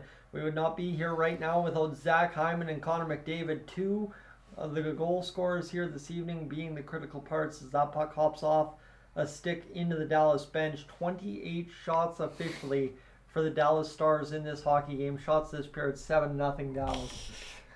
I don't know. That makes me nervous, but at the same rate, I'm seeing that the Oilers have only 22 shot attempts, so it's for quite literally a lack of trying that the Oilers don't have shots. That said, Dallas has been a brick wall. Well, it's the teaching. The coaches are trying to just play shutdown hockey. Yep, that is true as well. So here we go.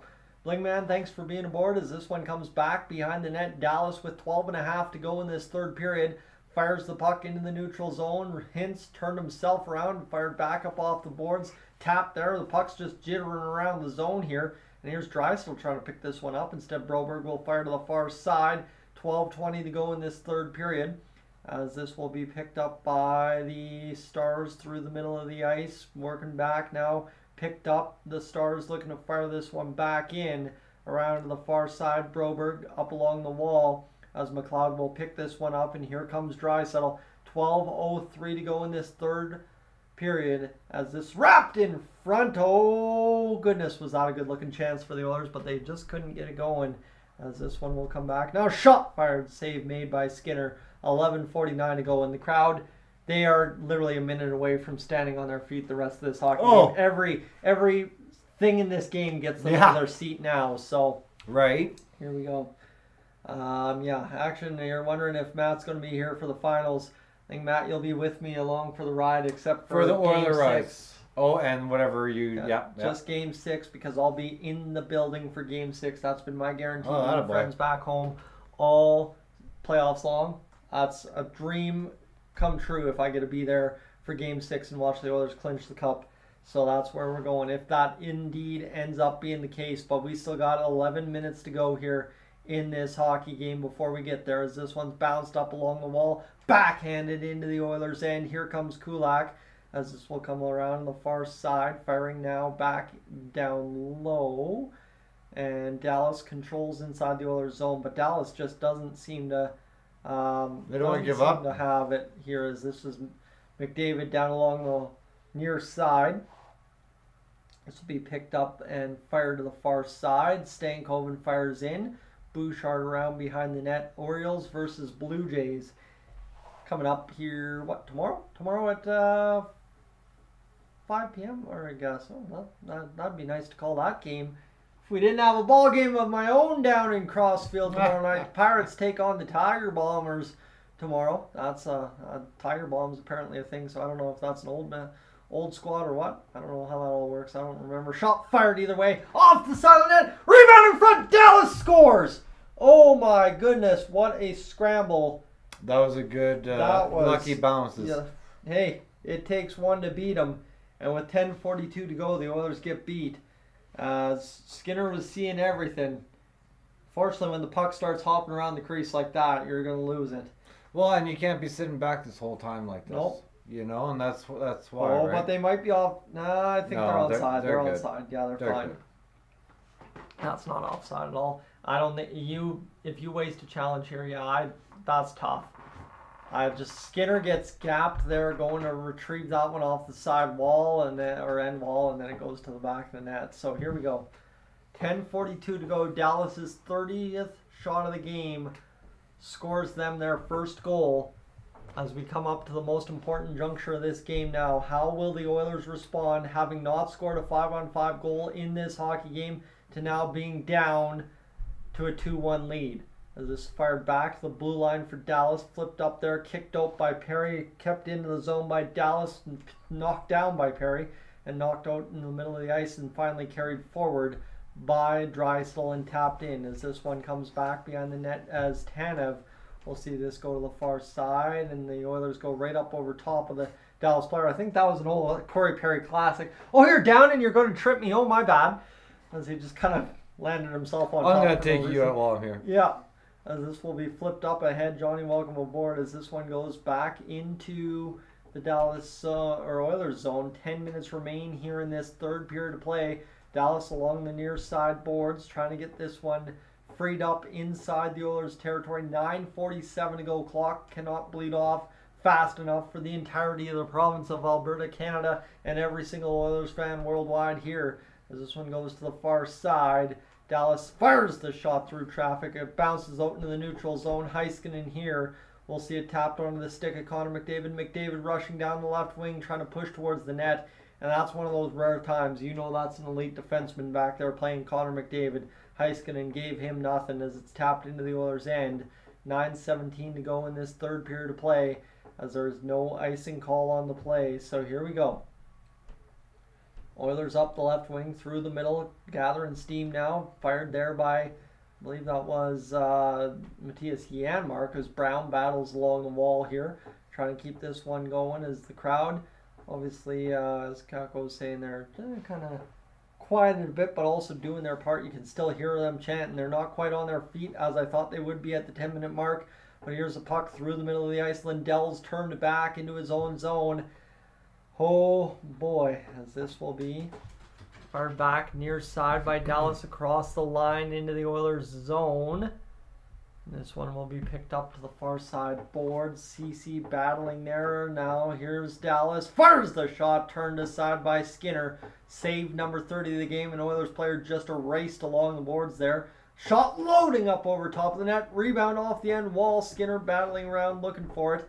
As this one's going to be shot towards the net. Skinner makes the save. Wyatt Johnson loads in front. Stankoven bumped there by Ryan McLeod with a physical hit. Let's go. As the Oilers battling along the wall here inside the last 8 minutes to go inside their own zone. Harley shot fired towards the net. Knocked down by the Oilers. Banked out there by Draisaitl. And he will load up the attack now. Skating forward. Here's Holloway. The shot off of Ottinger. At least, hey, that's a shot to count here in this third period of play. The Oilers now one shot away from number 10 of the hockey game. Here's McDavid batting back in behind Ottinger, as there's Nugent Hopkins out there trying to steal that puck away. McDavid just about swiped it as Nuge with a good steal. We just forced it back onto the hands of Heiskanen. Here's now an opportunity for the Oilers. Back the other way across the Dallas line. A shot from Hyman gets number 10 on net as McDavid pokes into the near side corner. Dadonov along the wall. Here's now Duchesne loading in.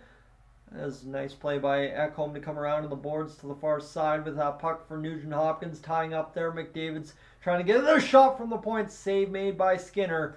Save number 31 to 32. Oh, my boy. nerves are shot. I'm just stunned.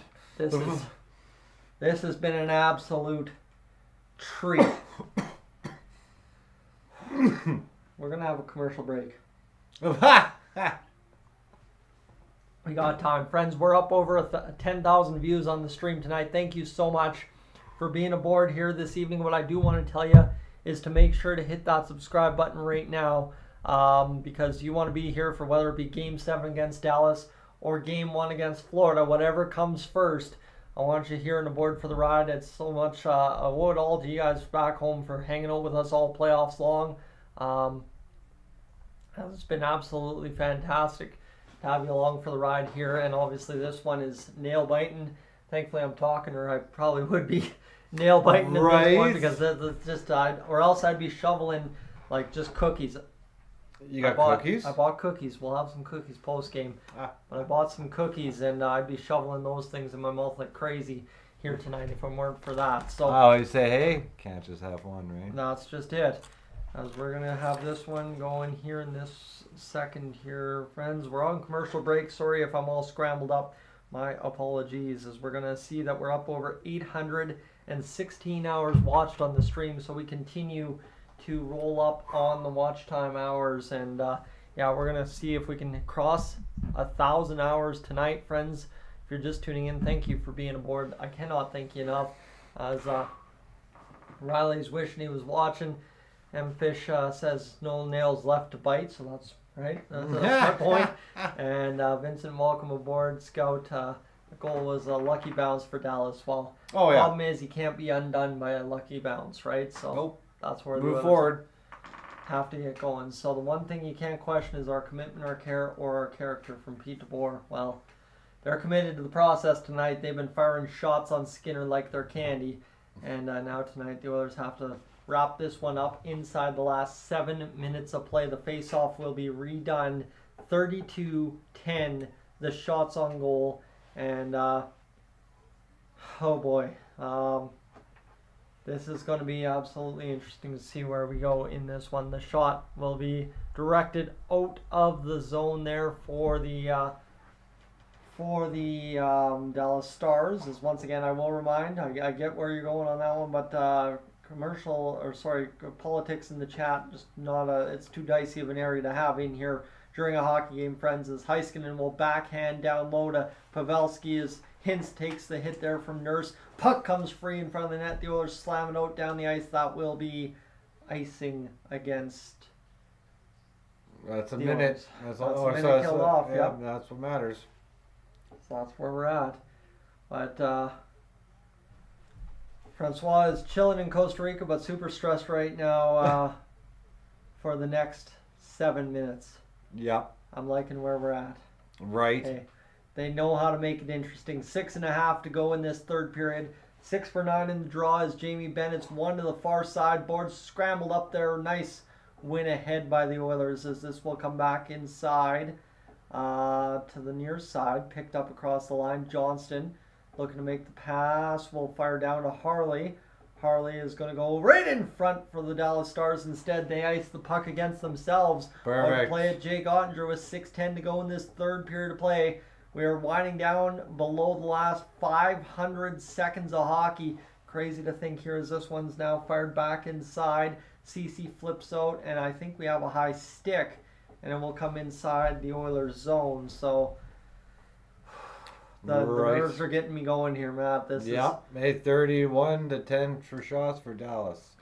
2-1 the score. That's all we're holding on to here at this point. As Jerry welcome in and Jinx, welcome in as well as the Oilers. We're going to a commercial break, but I mean they have literally 5 minutes and 59 seconds to bring this hockey game home. Right.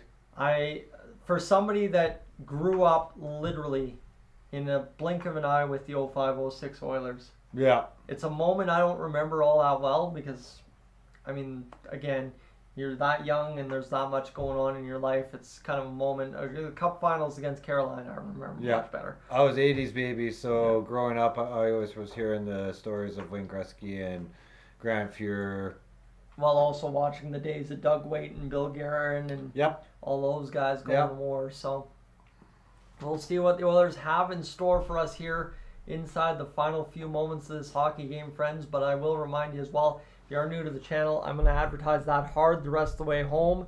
If you are new to the channel, consider hitting that subscribe button here. I would love to be up over 16,100 subscribers by the end of the game. Can't do that without you. We'll have the official check post game, but at the same rate as well, I want to give a huge shout out to those friends who have hit the super chat button here tonight. Grand total of a lot of people actually hitting it, as we had King's Rule Throwdown, we had Oilers Source as well, we had Blood, we had Brad, we had Trippin, we had David, and of course we had Steve as well. As we go, everybody, thank you so much for the super chats. That again kind of just buys, well, as we were mentioning, coffee in the morning, but also possibly a steak dinner when this is all done and dusted for Matt and I. So here we go. Let's get this going as the Oilers have just a matter of moments to get going. Dolynny, welcome in, and Anthony, welcome in, as well as we're going to see a whole bunch of highlights from this game so far. And then we're going to try and bring this one home in game number 6. Thank you again, friends, for all those of you that tuned in so far this evening. We've crossed, like I said, over 10,000 views. So another huge successful stream here on Dolynny TV as we go for a face-off inside the Oilers zone, just about to wrap up tonight's hockey game. Hopefully getting going as this will go for a win this for Ben sign. That's me. I like it. Right. That's this one. 5:59 to go. Face-off inside the Oilers zone. Shot out by Bouchard. Clapped down in the middle there by Dallas as Heiskanen will pick it up and play it. 5:50 on the clock now, as this one will be played to the near side. Robertson fires across the line, as this will be picked up by Stuart Skinner and held on. So, hey, down to 5:44 left. Yep. Tick. Time continues to wind down on the Edmonton Oilers and the Dallas Stars in tonight's hockey game. You hear me just shaking in my chair here. I have no clue what else to do. This is a 2-1 hockey game late with 5:44 on the scoreboard for time left on the clock, as we're at 8:30 in the evening as this played back to the blue line for Dallas. Shot by Harley through traffic, held on by the Oilers. Now McDavid in the far side corner wraps it up along the boards. First one to it, Dallas. Second one to it, McDavid ties it up, gloves it down, plays it forward. Hyman along the boards, fires it just about out. Yes, he did, as it's now picked up by Harley with 5:22 to go in the third period of play. Dallas gets their line changes in, loads back into the Oilers' end. Back behind the net now. Here's Bouchard over to Ekholm, back down the length of the ice. Icing call. And we'll have a stoppage in play here with 5:05 to go in this third period of play. They're making it interesting here with all these icings. Because that one was tipped on way. And then the Dallas Stars player blocked his own shot. Yeah, but Skinner poked it, his stick. It is true, that too. So here we go. Let's get this going. 65-24, the shot attempts for the Dallas Stars to the far side. The Oilers lift out into the neutral. Here's Janmark rolling it as Connor Brown helps it inside the Dallas zone. We're inside the last 5 minutes to go. Up off the glass, as this will be battling here inside the near side corner. 4:45 to go. Loading up the one-timer. Dallas somehow miscued that. Chris Tanev again, as here's now Broberg along to the far side. Picking up now. Connor Brown will load ahead. Brown across the line. He will get it going. Brown to the near side, around behind to Mr. Ryan McLeod, as this one continues along the wall. McLeod gets it there in support. I believe that's Leon Draisaitl. Draisaitl tries to check it off the stick of Lindell. Can't do it, but that was a good 30 seconds killed in the offensive zone. 4:12 to go now as this one's picked up, fired into the Oilers' end. Here comes Skinner, tapping it down low around in the near side boards. Perry bounces it off, and that will be another icing call with 3:59 to go on the clock. getting down to pulling the goalie time. That's just it for Dallas. Oh, They are now man. within about that 2.5 minutes from now. Oilers fans, hands on the feet there as this one kind of everybody's trying to get going in this late bid. Come on, Here's Oilers. An opportunity for the Oilers to get going. We've gone overtime stream here, so they'll have a quick little transition as the Oilers fans rise to their feet.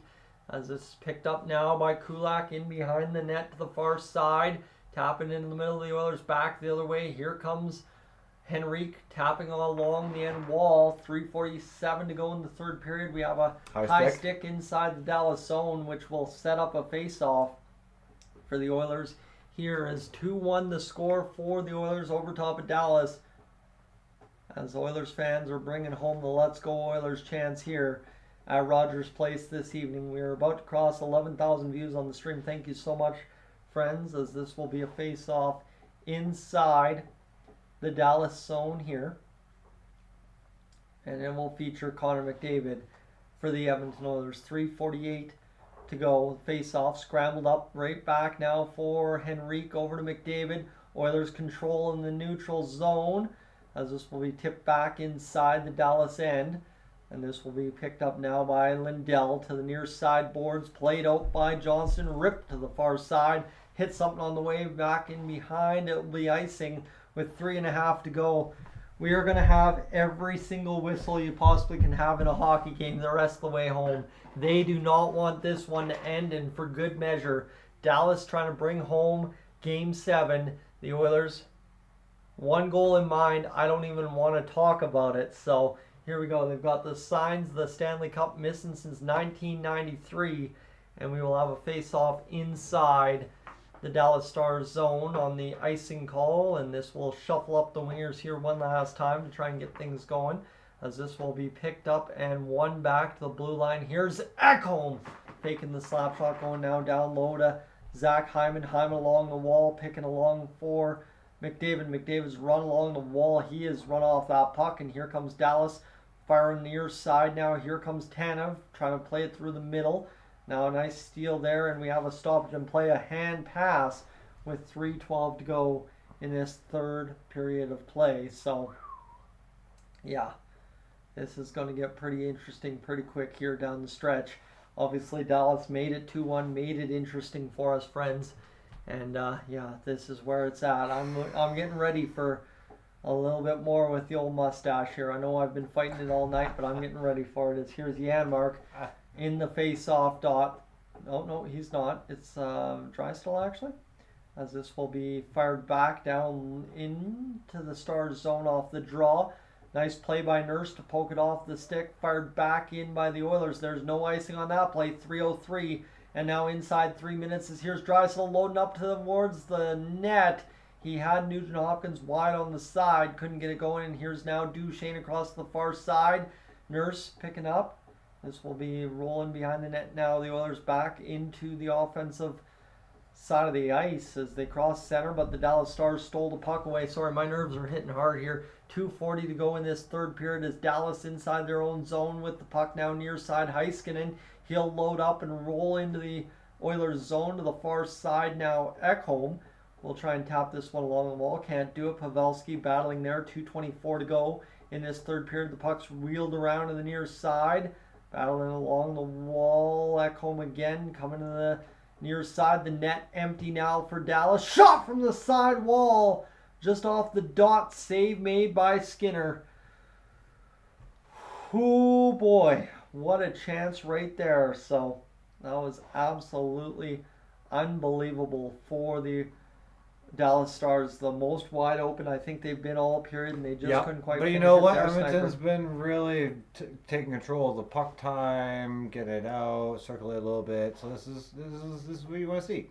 2-1 the lead for Edmonton with 2:10 to go in this third period of play.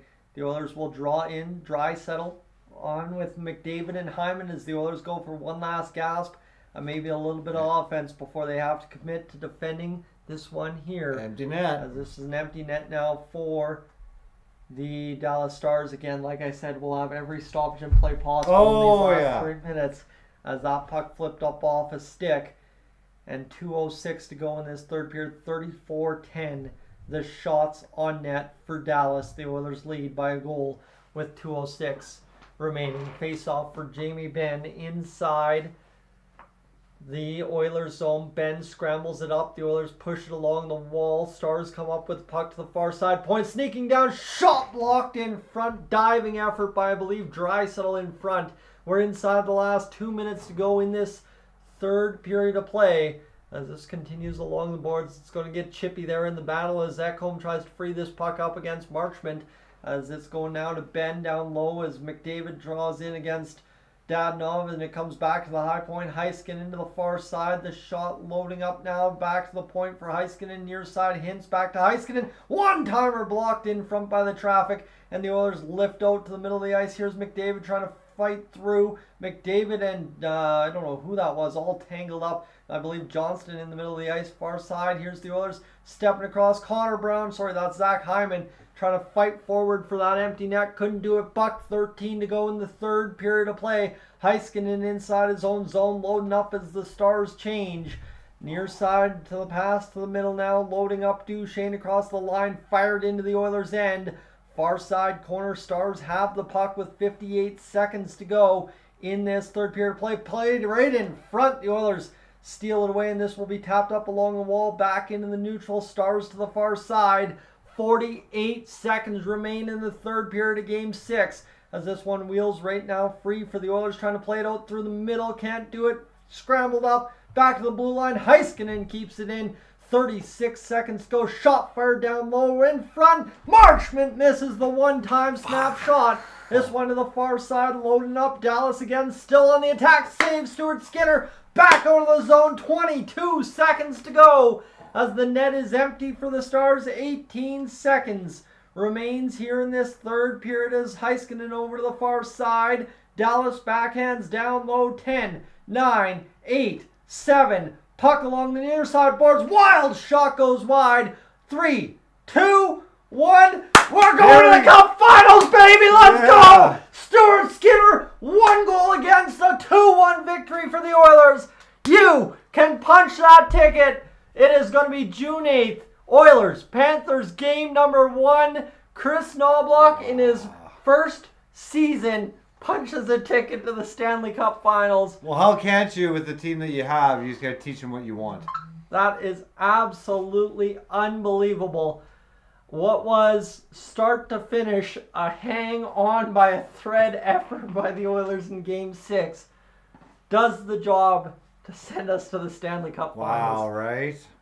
The names are different, but the mentality is the same when it comes to that Northern Alberta work for the Oilers. 05, well, you know what? If you look at it, at the start of the year, did anybody think we were going? I said fold the franchise.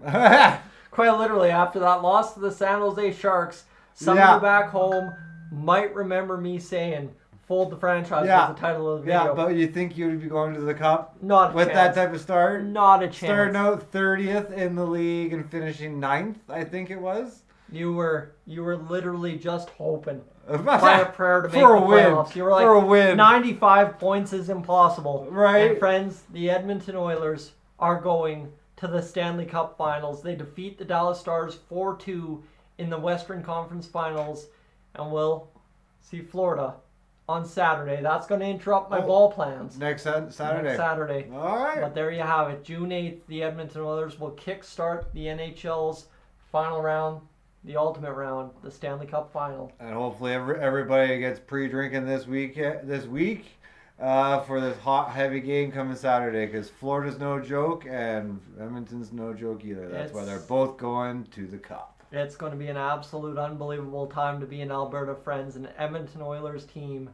has made...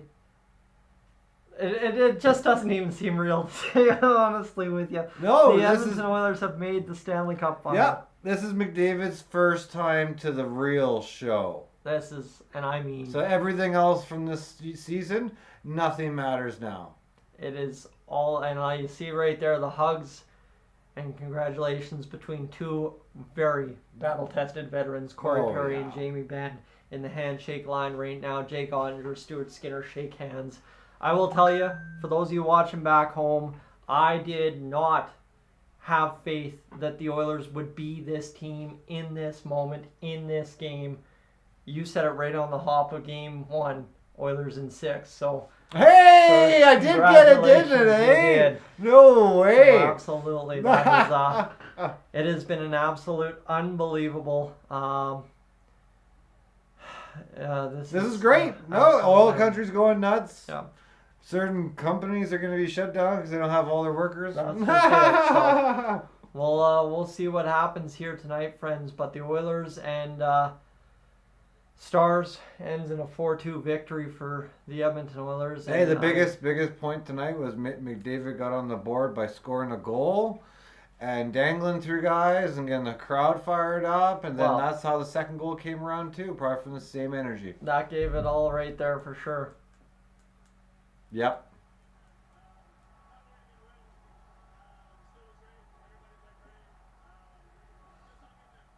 Sorry, we got a little bit of a Connor McDavid interview there, trying to sneak a little audio. He's just saying that. Want the cup right now. Well, right now McDavid's just basically saying, "Hey, everyone played well." Yeah. Right. To me, it wasn't a great offensive because they just sat in the lead like the good old New Jersey Devils. Yeah. But you know what? They showed they could do that, and they're having problems with that with Vancouver, shutting down games, finishing games, and they're showing that they're growing. Still, to right now, they're still growing.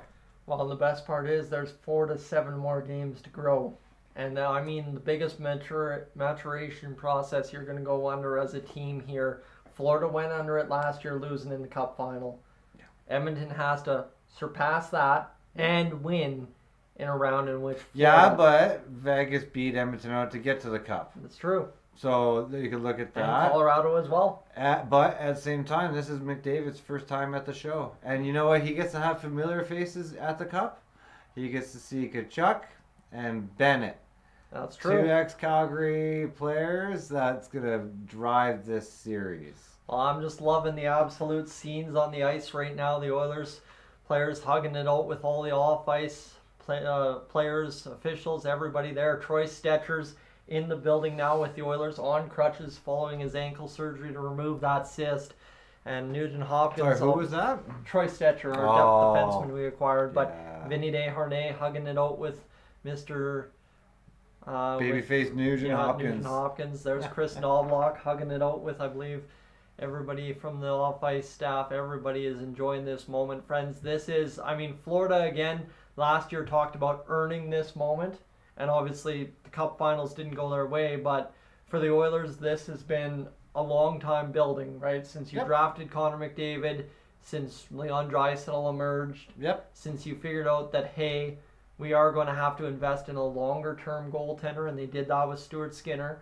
And now all of a sudden... And at the same time, they invested into the coaches just to tweak it some more. Yep. And, I mean, I do not want to at all say a bad word about Jay Woodcroft, but clearly the choice made by Jeff Jackson and the Oilers brass to bring in Chris Knobloch, I will maintain that I believe Chris Knobloch firmly had a lot of handprints on bringing in Chris Knobloch. To this day, it still proves to come up gold every chance it does. So, end of the day, no matter how the Oilers approach this one, Bill Daly on the ice right now, man, did he have a flight to have to go from New York to, I think Florida to Edmonton. Both teams in the conference finals clinch their conference on home ice. But to get back to Jeff Jackson, I mean, he came aboard with one mandate: win the Oilers a cup and win it now. That was the mandate from Daryl Cates. No matter who you ask, that's the consensus. And the Oilers are 4 victories away. Not 5. On Friday, I was saying 5. We're 4 victories away. We're potentially 19 sleeps away from being able to be in the building in Game 6 to clinch the cup. Or, hang tight with me, 13 or 12 sleeps away from Saturday, June 15th, which would be Game 4 and a possible, you know what, but we won't get that far ahead of ourselves.